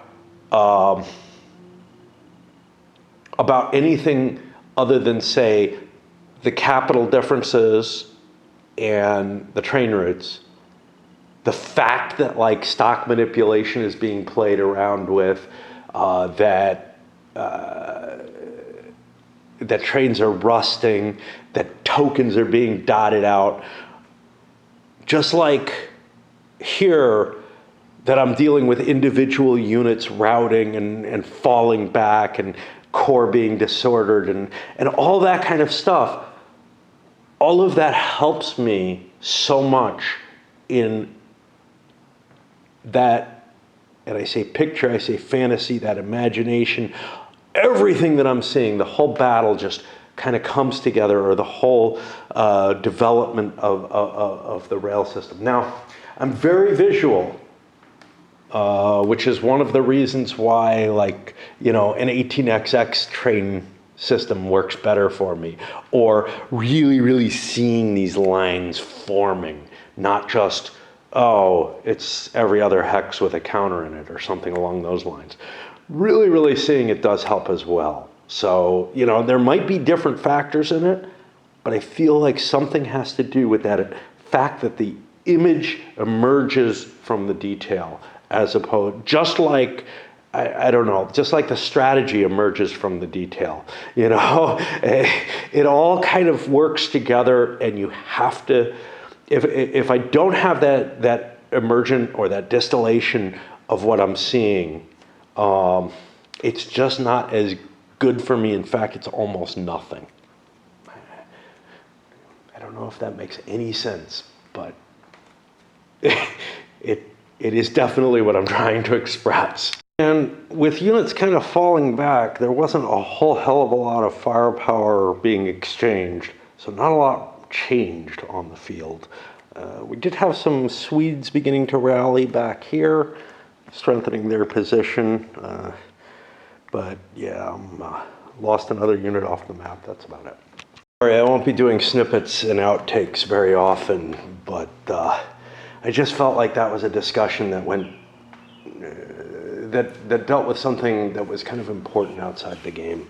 Okay, so after a night of debauchery, it's difficult to be standing, kind of, and focusing on the game and bent over and all that. My back hurts. Hurt my finger too. I don't know what the hell happened with that. But anyway, back to the game. Some cav charges to protect a withdrawal by victor. Now, that withdrawal is an interesting aspect. Oh, yeah, the cost. Victor doesn't have orders to withdraw. I didn't roll an initiative to withdraw. He was in what I would call an untenable position. Now, from my reading of NBS, the rules imply enough. First of all, adding defensive orders was always a shaky thing. And the rules are set in such a way that a withdrawal is possible. However, you've got a mechanism for handling this, which is you've got a core command center, and you're able to like call an emergency retreat and pull it back, and that increases stragglers and such like that. There's no mechanism like that in this. But if a force is in a position where it's so clearly going to be destroyed, I feel that falling back makes more sense. You know, it shouldn't require the same level of initiative and orders factoring in if you're abandoned up there. Now, should it require a roll? Maybe should it have a +1 to it? Maybe should there be some kind of penalty like there is in NBS where you get this straggler penalty for withdrawing? Withdrawing's hard enough. You're gonna pay a price for it. So I don't know. I just said, screw it, man. I'm in an untenable position with Victor's force, and it should fall back. Where does it fall back? Well, until it's not in an untenable position anymore, I would say, which right now is the case, but if the Russians keep pressing. But if I end up linking up with the line there, well, then I can just sit, you know. I've got a defended flank and whatever. I also rolled for initiative over with Oudinot. He's going to strip himself off there and move up and try to protect the flank as well. Now, that leaves an opportunity where Gulai and Liechtenstein, who have different orders, and yeah, I know, this is the kind of thing where it's like, oh man, I have this knowledge, but I think I would do this no matter what. Might be able to overwhelm, I think that's Auguero down there along the place. He's not a sufficient force to hold that. On the other hand, at the same time, Napoleon is getting ready to give orders to Renier, and I think I'm going to throw Renier's force down to replace Oudinot. Now, of course, I haven't given orders to Oudinot yet with Napoleon. Oudinot is coming up with these on his own. And this is the problem of, like, you know, one person managing all the commands can do things, you know, with this sort of godlike view that you can do without any orders rolls at all. And how much should I interfere with that and whatnot? I don't know. But anyway, what we have is the French line beginning to solidify now, with Marmont taking up where Renier was and also refusing the flank a little earlier because the stuff that was here has disintegrated. Poniatowski is fleeing back towards Lindenau, and I think Ney is going to give him orders to stop. Well, I don't really have to give him orders if he stops, but I'm going to give Suham orders to come back up. I don't know where exactly, but I need more force over here. I'm facing all the armies, there's nothing there. That'll open up a potential opportunity where York might go storming back against Lindenau. I've got these ideas where, you know, York could go, not even attack, just block the road, the escape route. And the two Russian corps, doesn't look like two corps, could try to defend the Magdeburg-Halle line up there and pretty much put it in a position where the French have no way out, you know, which to me feels like a sort of strategic victory if the French can't fight their way out of it, in terms of positioning and whatever. If they could cut the entire Grand Army off in Leipzig and just let it hang here, that would be a serious problem for Napoleon. Of course, there's nothing in the game that really describes that kind of situation, right? It's not like there's any terrain bonuses, anything for holding territory. You know, the grand campaign is just destroy the enemy army. Well, what counts as destroying? Well, I don't know. Cutting them off might, except that the forces, the army of Silesia, split along two different routes. Probably isn't enough to stop the French army from withdrawing in whichever direction it wants to. So, you know, maybe in both. It's so battered. But yeah, like I said, the Army of the North looks like it's faltering and has stopped, which means this whole part will stop being taxed, and that's kind of been weakening. That's MacDonald for the most part at this point, along with the guard and then the garrison over there. And Marmont over here is coming on to face the Army of the North, the Army of Poland. And he's fairly hefty and fresh and should be able to repulse them, especially with the reinforcements coming in. Victor falling back to extend the line, Oudinot moving up. There's not going to be anything easy. A lot of this has been supported by Nansudi, really kind of wrecking Bubna's unit. And, you know, we're going to abandon the Galgenberg, and Colloredo is going to just be able to get that. But this is the, hey, everything's falling together and you're getting the picture. This is how it's kind of, you know, now it's developing out and you're getting a better focus on what that picture is going to turn out as. But it really showed itself last turn, and that's why I wanted to chat it. I don't know if I'm going to get to another one. It is today. It is so painful to do this after a night of dancing. He squeaked out another half-turn coalition this time. That's it for today. Not a lot. Not a lot happened because the attacks are wearing out along here. The Russians continued pushing forward. Once again, where did we learn it? Somewhere we very much learned you do not want to... Oh, this artillery piece sitting there, that's basically commanding the field. The way the opportunity fires with the 2 hex range on the artillery. Now that's something Wellington's victory has as well, where the artillery has this fairly powerful I'm trying to remember the word, opportunity fire type capability. Unlike in, say, ASL or something, though, you get to fire it as many times as you like, just like you would with the TSS system and whatnot.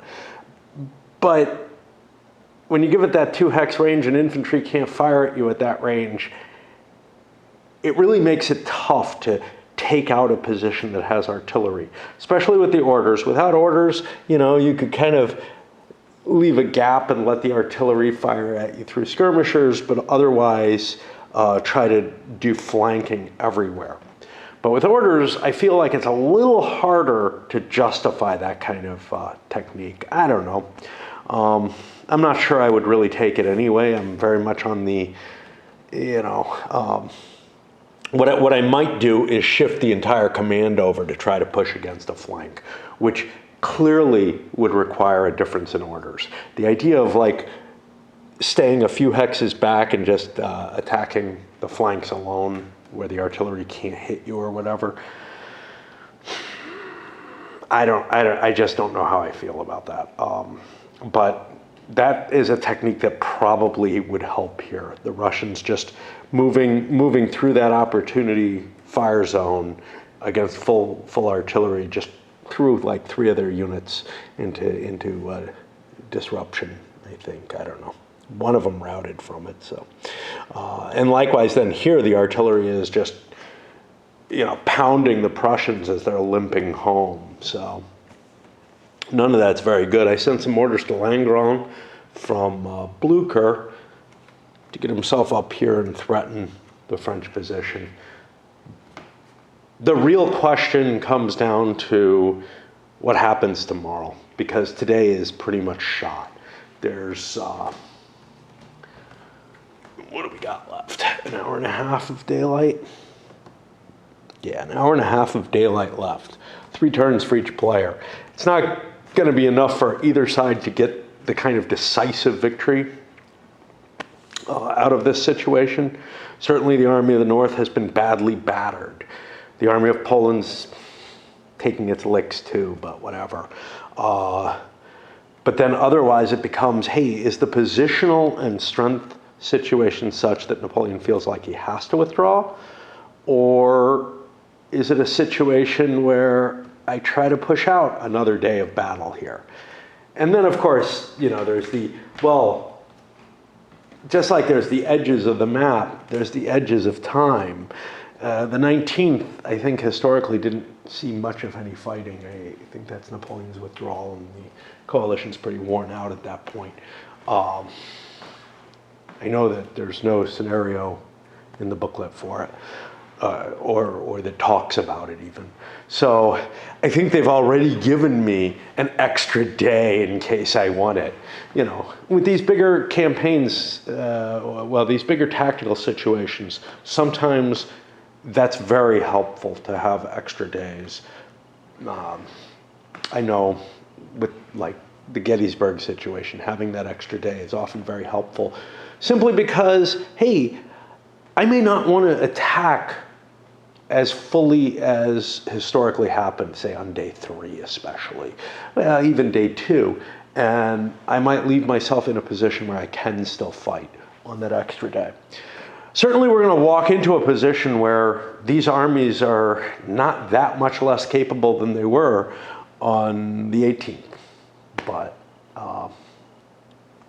you know, and I feel like I haven't gotten a decisive decision here on the 18th. I feel like certainly the coalition would continue its attack, and they're going to have better support coming from the sides and whatnot. The question is, how badly outflanked is Napoleon? And I think I'm going to decide that he will give up the ghost here. Not in any sense of defeat, but in a sense of I can't risk the army anymore, and I've got to fall back a little bit further. But he's clearly done a hell of a lot better than in the historical situation. Again, I don't think I can do any more today. I got a number of problems. I went shop. This weekend I've been totally lame, but I did go shopping today. I spent almost as much as when my wife and I would go, which is kind of a shock, but I bought some more expensive things and things that I've been like, oh no, I can't buy that because of inflation or whatever. Just, you know, not, I can't afford it, I just can't buy it mentally. That I'm like, well, yeah, I do need coffee, okay? And it was on sale $1. But yeah, and then I've been getting headaches this weekend and just being very avoidant of everything that I should be doing. Not just this, but other things as well. I've been in this kind of horrible place in the game of, I'm always in a horrible place otherwise, of trying to put myself in Napoleon's shoes, figure out what the hell he's going to do, whatever. And coming up with mixed results each time, you know. If I cannot destroy the coalition forces, essentially, and re-spark the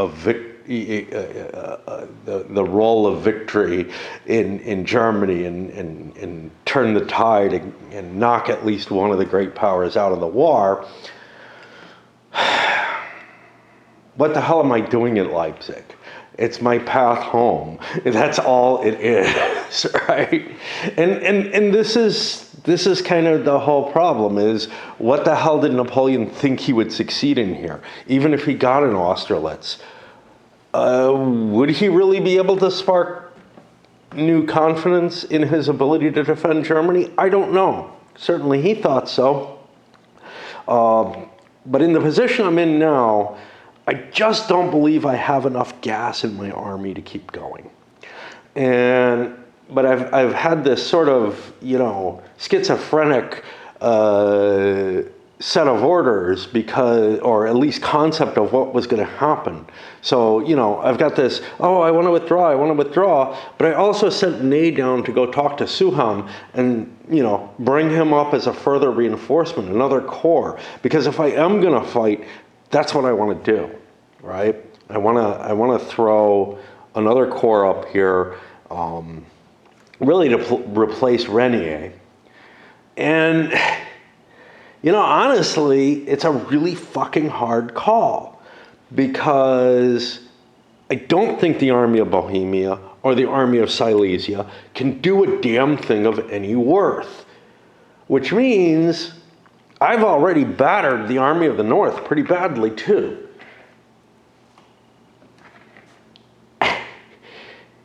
Can I still win? You know, can I still turn this fucker around? Of course, one part of me says, get this damn thing over with. One more day, you can withdraw. You could withdraw. But, man, I'm so tempted to keep going. And I just don't know what to do. I really don't know what to do. I don't know whether to throw the dice on one more day. And you know, take my personal feelings out of it, that I'd like this game to end quickly and get on to other and better and brighter things. Because, you know, I'm not giving it its full due if I don't, I'm probably never going to come to it again. And if I don't play out this final day, if instead I go for a withdrawal. Of course, if I do play out this final day, I kind of need another day to handle whoever is withdrawing from the field. I could just say the weather's so bad, whoever it was got away. I don't know. But yeah, I feel oh so tempted. Like, I'm pretty sure the French army is not going to get destroyed on another day. The problem is, will I be in a position that I'm still able to withdraw from? Because I am losing the Galgenberg here. I've given it up. I'm falling back further and further. Oudinot has orders to come up and try to link to the side of this. There's going to be a big fucking gap sitting there. Now, as I watch the Austrians moving that way to rejoin the rest of the army of Bohemia, kind of like, you know, there's not that big a threat coming through this road to the Plaza. I could probably dispatch one small unit there. So I could actually create a fair perimeter cutting down to the Plaza and say, that's good. I'll be on the defensive, at least at first.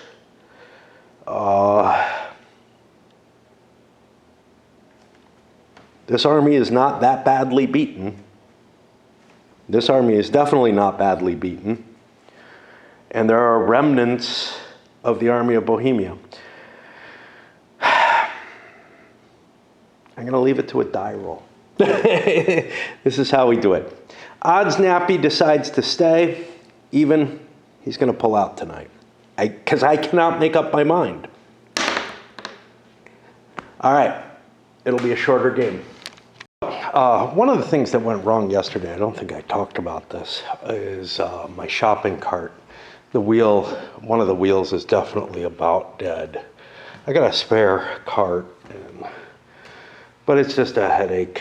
One of several that are kind of more immediate than my usual pile of, oh, this shit really needs to get done. Like, I really ought to get my sink fixed one way or another rather than flood my kitchen every time that I dump a pot of water. One of my sinks doesn't work. One of them does, but I gotta drift the water down slowly. I can't use the dishwasher, which is fine. I use it as a drying rack mainly, but I like to run it every now and then to clean it. Anyway, back to the game. Withdrawal is a hard problem during daytime.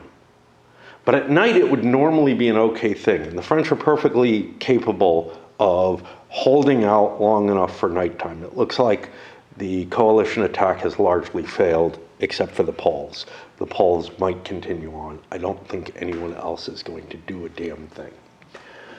Nighttime usually means it's easy, but we got a special case here. And this is why there's a scenario that covers the nighttime, the withdrawal on the 17th as a scenario, which is that this is one hell of a big army, and there's a total choke point coming through here. And that is going to cause real issues. I've already started issuing some orders for the withdrawal. Generally, forces that, things like Poniatowski and Lauriston, that had, and Rainier, that had no chance of sticking around and fighting anyway. So they're going to be on their way. But the rest of the army I kind of need in place. So I've got to start giving them orders.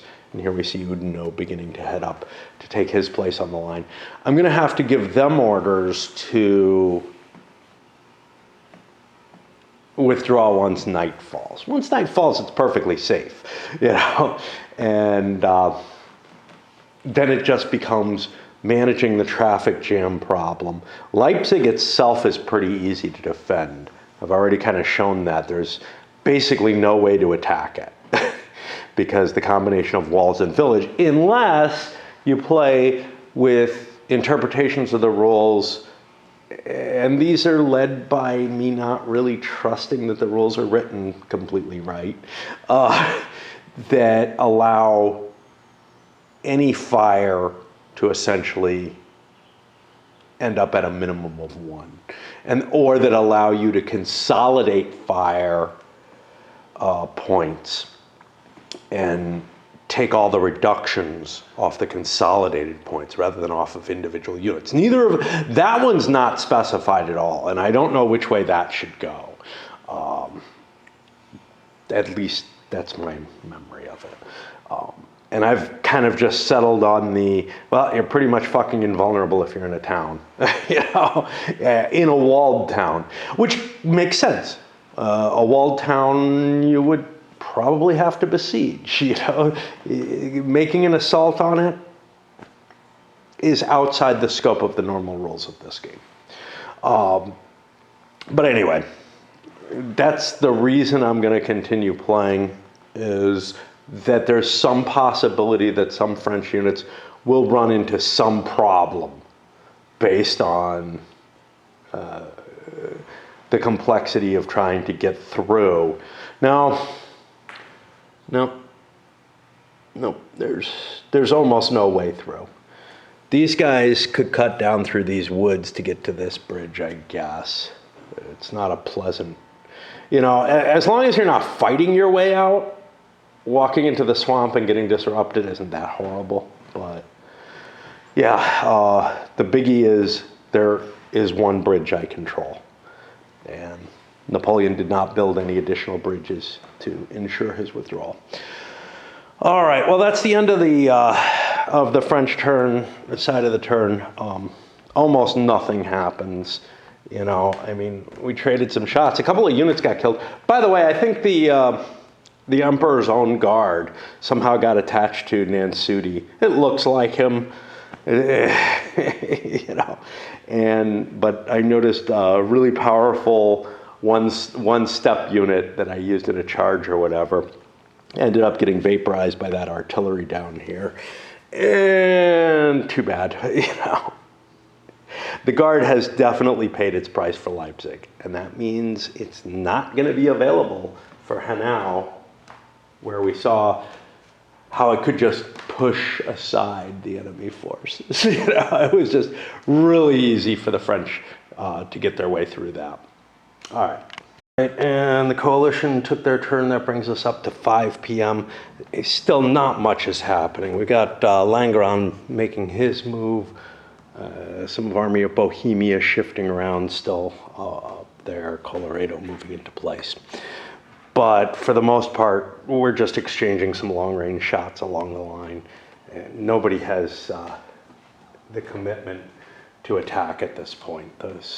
The only army that has any kind of functional capability would be the Army of Poland, and it really does not. I think I could probably call it here. It's hard to let go of the game, you know, but it's pretty much over. The only question is, can Napoleon get his troops out of there in an orderly fashion overnight? And I think the answer is pretty much yes. It's not going to be that hard because even with that choke point, I can still flow most of my forces through, although I might find myself with a little bit of rear guard action going on. And some of me says that would be a good idea to play out for whatever reason. I don't know if it really is. I had a little victim out here. With all this glass, we get birds hitting. I got lucky last year, not a single one hit, but then I try to keep things nice and dirty so they don't want to. But this one actually survived.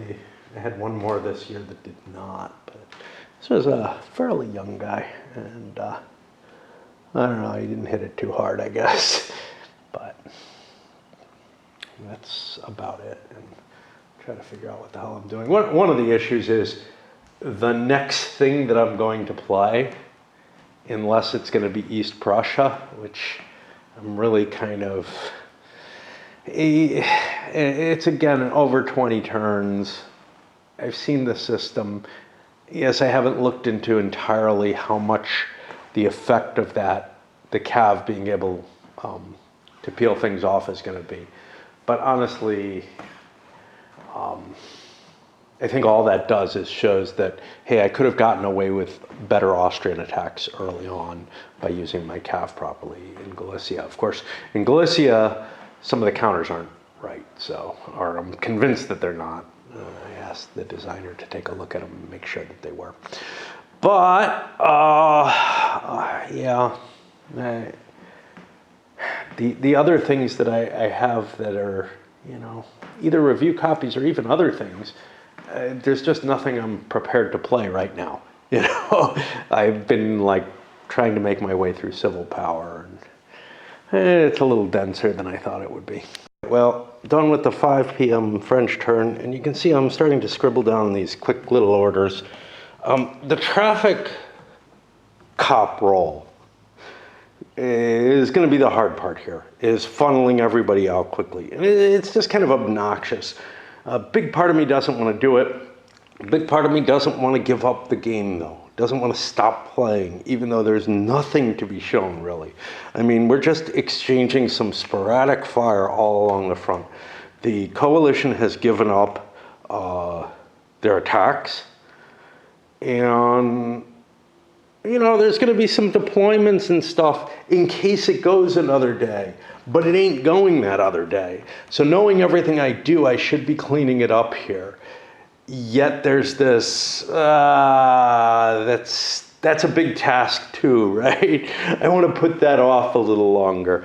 I don't really know, you know, why I'm doing what I'm doing. I can hypothesize and think about it, but you can see, what's that, Winogorod?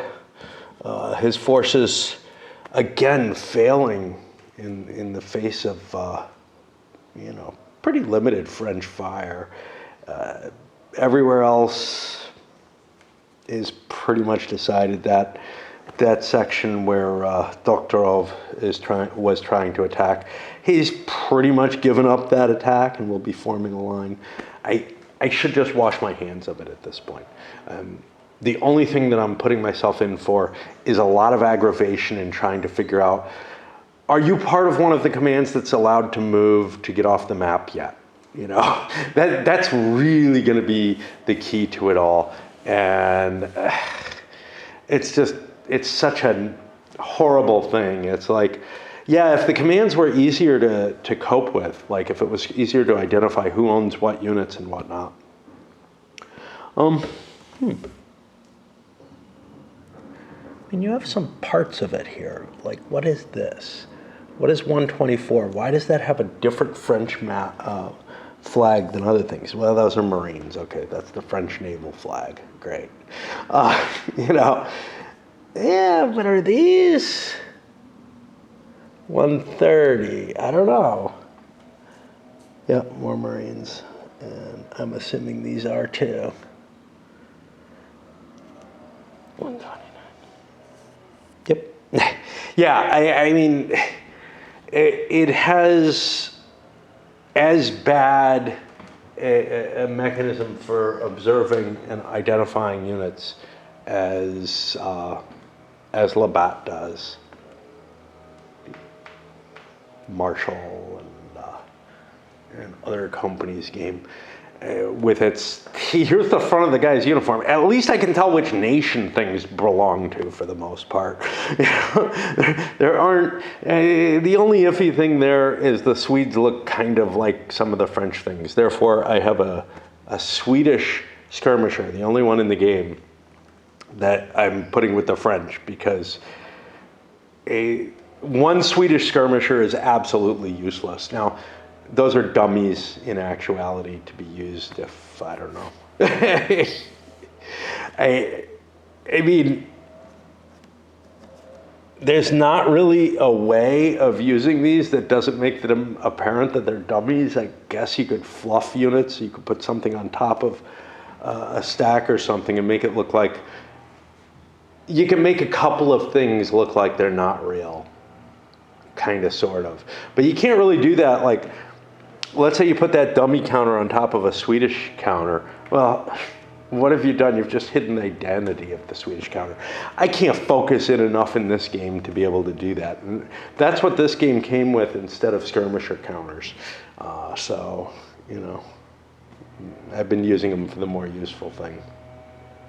But yeah, I really kind of feel like I should just be saying, you know what, I'm going to clean this sucker up today and screw it. It's not worth, you know, it's gonna take me with the traffic cop aspects and everything, instead of just resting and rolling some dice, trying to figure out which commands can move and everything.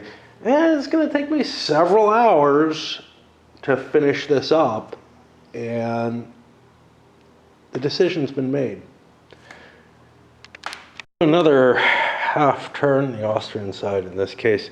Still, you know, debating in my head whether I want to call it or no.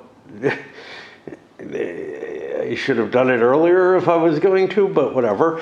But, you know, it's kind of funny because I had this sort of inspirational, seeing these two great lines crash together, finally coming together in what seemed like more like I'm used to it in a single battlefield. Now, Leipzig wasn't a single battlefield. It was several battles spread out throughout the region. But that moment where everything came together was the time when the army of Poland and the army of the North combined to collide against the main force of the Grand Army. And the lines were developing, and it felt like, well, now we're getting down to the set piece battle that, like, you know, that I'm used to, and that I think was a part of the Enlightenment, or whatever you want to say, that whatever the hell happened. But the armies are not in a shape to pursue a heavy offensive in either case. And I've made my decision with the French that they're leaving. Now, you know, it's kind of funny because the way I keep putting this off is, you know, yesterday I played a turn. Today so far I've played a turn. I'll probably not do much more. I probably will not get to nighttime. I could call it at any point. The reason I'm not going to do much more is I got some yard work I want to do, whatever.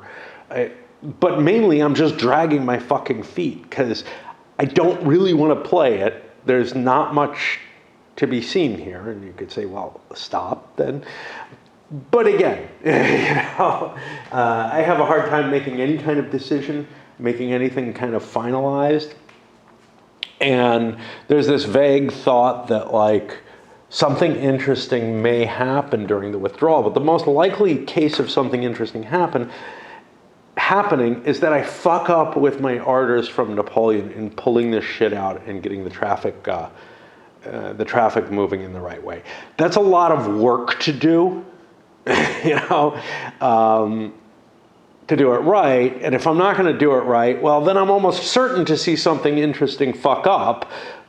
But how cool is it that something interesting fucked up in that case? It does sadden me, though, that I finally got these nice sort of solid lines in this defined battle. And, well, you know, it can't stay. It can't stay. There's the threat from here, the threat from there. I can't hold this pretty position that the French have and that the coalition's trying to attack. I'm just getting outflanked, and I would have to call up units like Suham, possibly bring Auguero back into the line, and who knows what that means, you know. So I'm doing the right thing by withdrawing. The question, at least I'm sold on Napoleon's decision. Did it with a die for a reason, but. Now comes the big question. I kind of wish I'd leave that to a die roll of whether or not to keep going, you know. Especially since if I do another full turn today, then I have to make the decision because that would be my end point for this video. So all the more reason to put off the decision another turn. On the other hand, I got things I want to do. You know, I got other games I want to play, and I don't really want to take another damn break in this one. I don't know. Decision made. We're going to call it here. There's just not that much that's going to happen. The only thing is the headache of the withdrawal. It's at night. Yes, there's a choke point, but I don't think that the French are going to get caught by that choke point. And there's other escapes. There's only the one set of bridges, but it's not like I absolutely have to make it through Liepzig. These forces could kind of straggle through the swamps if they wanted to, as an example. These guys likewise could come down this way and cut the road a little bit more easily. I think it's just going to be a headache to accomplish, and I don't believe that there's going to be any opportunity for the coalition army to get a move on that's going to be of any real effect. The armies of Bohemia and Silesia are too beat up to do anything significant. I could move all of Silesia down here to try to make a fight out of it, but it's in no shape for that fight.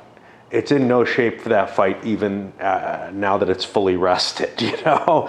And Bohemia, other than Colloredo, even Bubna's gotten beaten up. There's just nothing there.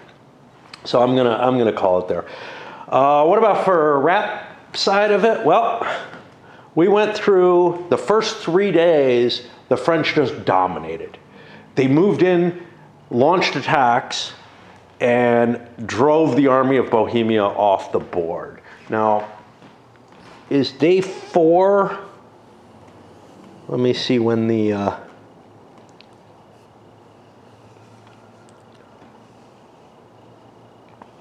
yeah, the 16th. Well, no, the 16th is day 3. Let's see what time these came in. Yeah, we started seeing attacks by the army of Silesia, and over here, a combined force of Silesia and Bohemia. Bohemia is spread all over the map, you know, in terms of their entries. And in each case, they were repulsed. Army of Silesia took a lot of damage on the 16th, I believe. 17th was yesterday, and I think they got hammered again by the French actually sweeping back down and hitting them, giving up on attacks here. Army of Bohemia kept trying to push through here, kept getting thrown back, kept trying to push through the Universal's holes, getting pushed back. Towards the end of the 17th, some new troops come in from the Army of Poland. I don't know if the Army of the North, it comes in after dark. So we're set up with a different situation for this final day that we fought, where a little bit of support from the Army of Bohemia, but Colloredo didn't even really get into it. Some French fuck-ups in terms of they stuck around too long down here and up here at the borders and had to fall back. They had to throw additional troops in to face down the Army of the North, but to tell you the truth, they had enough to fling it back.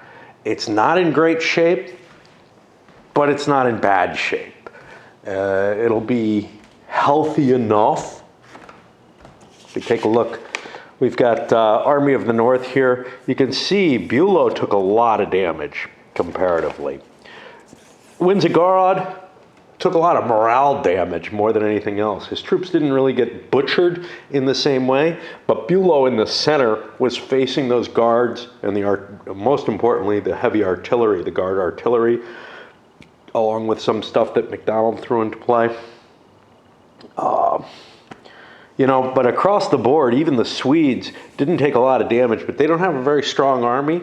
They tried to link up with Bennigsen's forces, which is the Army of Poland, which actually made some pretty good ground. It basically moved the needle from, you know, positioned up here, ready to, I think down here actually, ready to help support the Army of Bohemia stuff, Colloredo, Klenau, if you want to count him, but he's just sat there the whole time. But instead just pushed forward, managed to link up with the Army of the North, made that beautiful set of lines that, you know, I'm still kind of fantasizing about. Hey, the battle should have continued along those lines.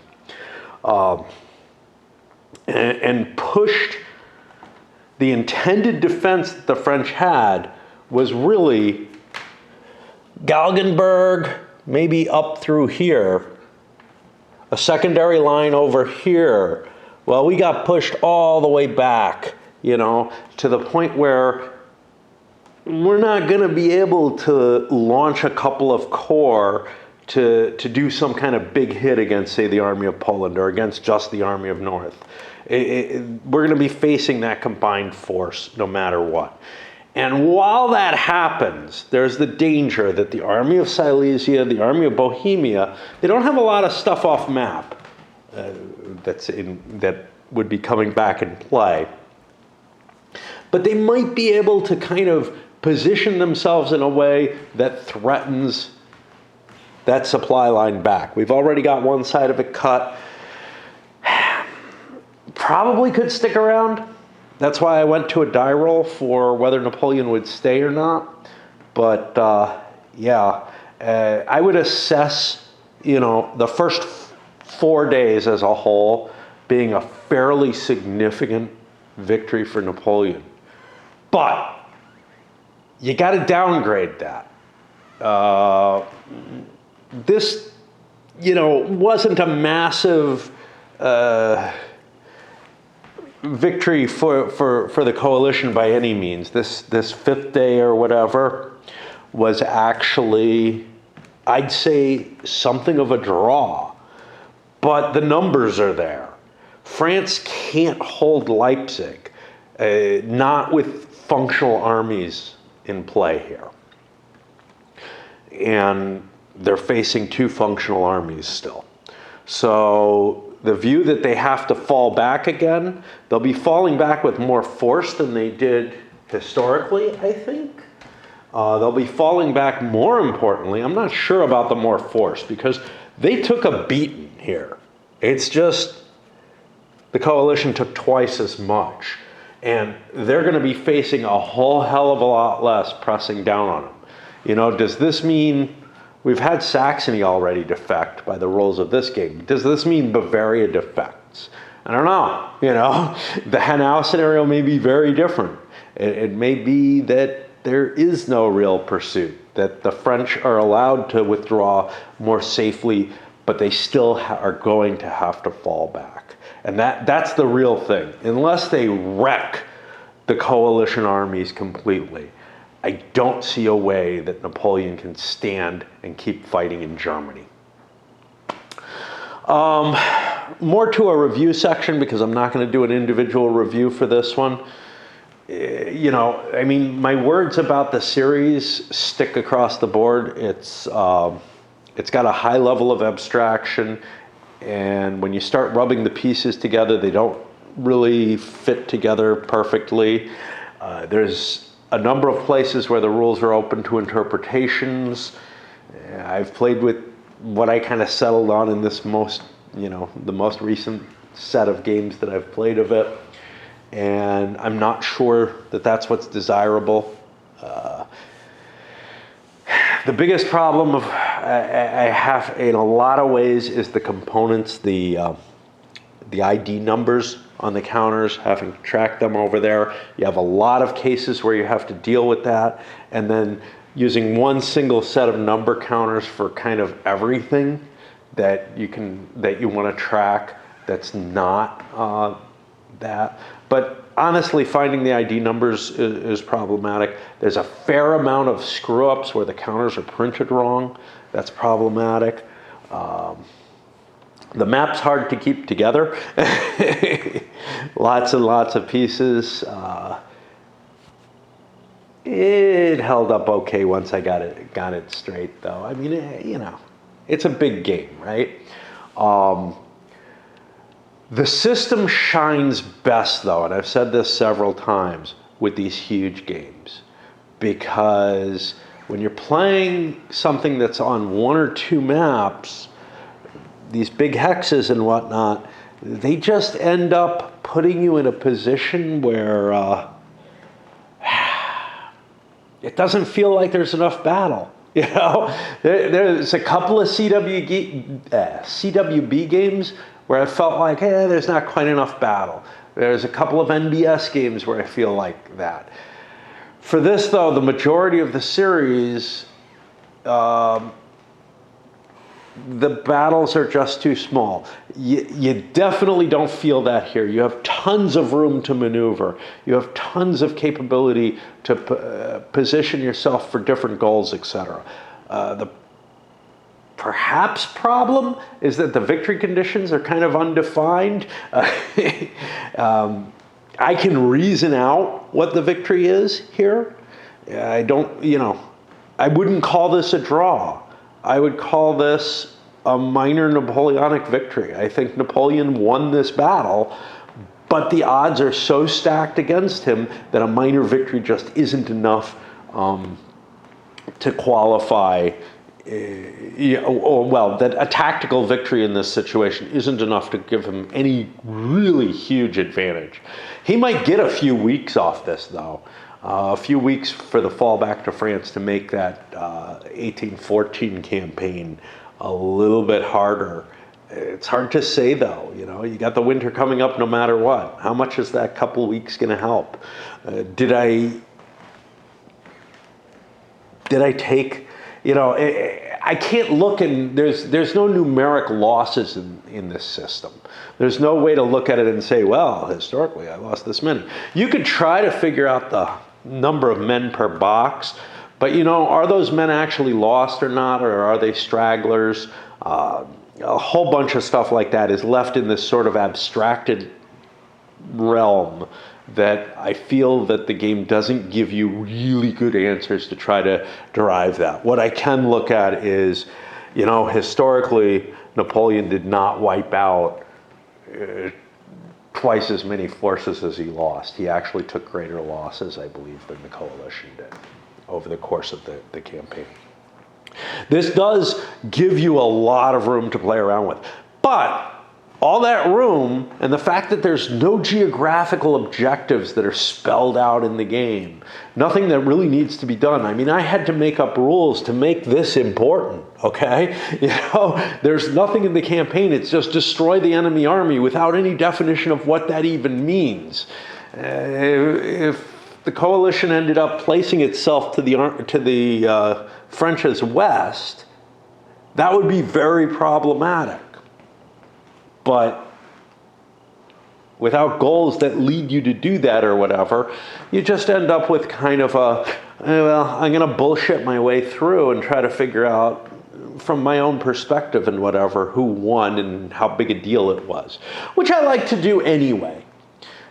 But I also kind of like to have a little bit more solidity to my victory conditions than this does. The size also means that some weirdness showed up.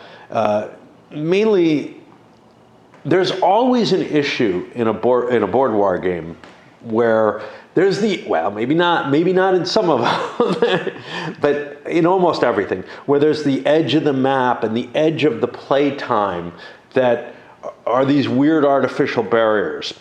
I felt that less here because I did want to withdraw, right? But what if I had gone through another day of battle, you know, and some more corps are destroyed or damaged, but there's still fight in there. Should I be able to go on another day? There's plenty of time here, but the coalition full army doesn't come into play until late in the game. The other thing was edge of map. Edge of map is often a problem, even with smaller games, but with this huge game, there's this desire to say, well, why am I sticking around at Leipzig? And I had to make up rules to give the coalition anything like a chance. Those first 3 days, the French chased the coalition off the board entirely on every single one of them. The fourth day, they chased much of the coalition off the board. Silesia, Army of Silesia, I believe, was completely off the board. Army of Bohemia, its main heart, was off the board still. I tried to make that a painful result so that, you couldn't just hide there, but, by the technical rules of the system, France would have destroyed the Army of Bohemia on day one. They would have destroyed the Army of Silesia after that because they could throw everything at it. Well, yeah, day one, maybe I could have held out. Day two, certainly the French could not have held the border. Oh, my nails here. And that would mean that I'd have the whole French army to set up just strung across here, facing the army of Poland and the army of the North, and just throw everything at them with yet another attack. That would have been a reasonable recipe for a French overall victory. I chose to tweak the game a little bit because I don't believe any of the armies were truly destroyed. They just could not survive where they were on the board. They needed to fall back, recuperate, find someplace safe. And another thing that I've said a number of times throughout it is I wouldn't want to play this thing opposed. Maybe the way I did with huge multiplayer thing for Terrible Swift Sword, where nobody really was too invested in winning the game because people were coming in and out of the game at various times, and basically somebody would play for 6 hours, 8 hours maybe in a row. That would be pretty extreme, and then they wouldn't be there for the next 8-hour slot of the game and come back and everything's different, That even happened to me as the person kind of semi-running the game. I went to bed at some point and left a couple of people playing at least one night, which weirded the hell out of my roommate at the time. It came down, 2 people who didn't live there were playing this huge game still. It was just one of the many amusing factors. But yeah, unless there's no huge investment, like I've played a number of these bigger games where 2 to 4 people total maybe are playing something where they want to get it all through. They want to get it to the end. They're not stepping in and out of the game, and they're truly invested in it. And I feel like if you were truly invested in it, you'd feel kind of crappy to have someone like me trying to make up rules or trying to agree as a group on, what the victory conditions really are and whatever. And I mean, at least in Terrible Swift Sword, they're fairly well defined. Here, without geographical objectives, with just these vague goals, it's so hard. And especially if you throw in the France can withdraw. If you just take the grand campaign scenarios, victory conditions with, you must destroy the enemy army or, whatever, and whatever that means, or you draw. Well, you're not going to destroy the enemy army. I mean, the only way you could is by following all the rules. I would have probably been able to destroy the coalition, but it also would have been an unbelievable result. And unbelievable in the sense that it is the limits of the game, the limits of the map, the limits of the time span, stuff like that, that's forcing me into something that historically would not have happened. I feel like what I had happen is largely historically believable on the large scale. the problem again comes when you start rubbing pieces together, when you get to the small scale. Why does fire against villages kind of just not matter? Are they truly that, impervious? I don't know. It doesn't feel like they should be in the Napoleonic era, whereas maybe they should be a century earlier. But anyhow, that's what we got. It's going to take me a couple days to clean up, I'm sure, and I don't know if I'm going to play something else. I'm growing more and more reticent towards doing East Prussia. It's got a different set of rules. I mean, it's different enough in many ways that I kind of just don't even want to do it from Galicia. So, and I'm almost through the rules for civil power. So, by the time I get this cleaned up, I'll be ready. But I might actually start it earlier. I don't know. We shall see. But that's it for this. This was, this year's massive undertaking, I guess. And not only do I have to clean up the game, but I got to clean up the tables, which is not a trivial task.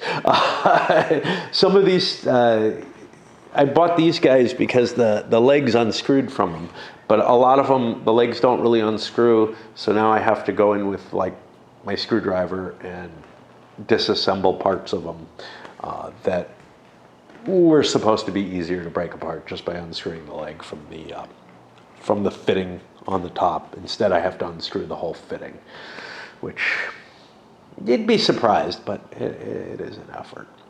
And then haul everything to wherever it's going to go, which, of course, gets rid of the thought of, oh, what monster am I going to do next? Which was really a thought, was let's get a couple of the big monsters out of the way while I got this all set up here. It didn't turn out that well in terms of lighting. Lots of good light during big parts of the daytime, but it was a little troublesome. And especially, again, those damn unit ID numbers.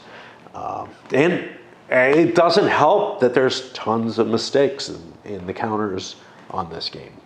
I tried to push my way through it, got through most of them, but Bubna was particularly problematic. And I don't know if they've all been caught in the errata,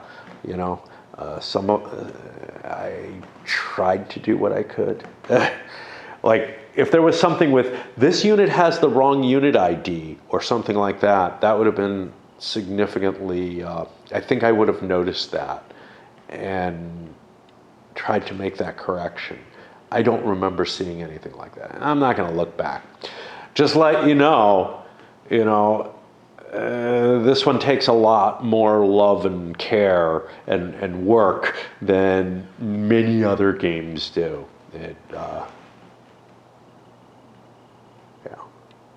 Is it worth it? Well, I don't know.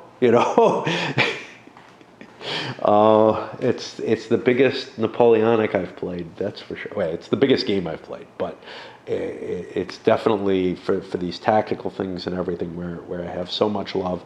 Yeah, I had my fun with it. I probably will never get to play it again, though. Just too many games, and the hassle's too high, and my life is very hopefully not going to be much longer.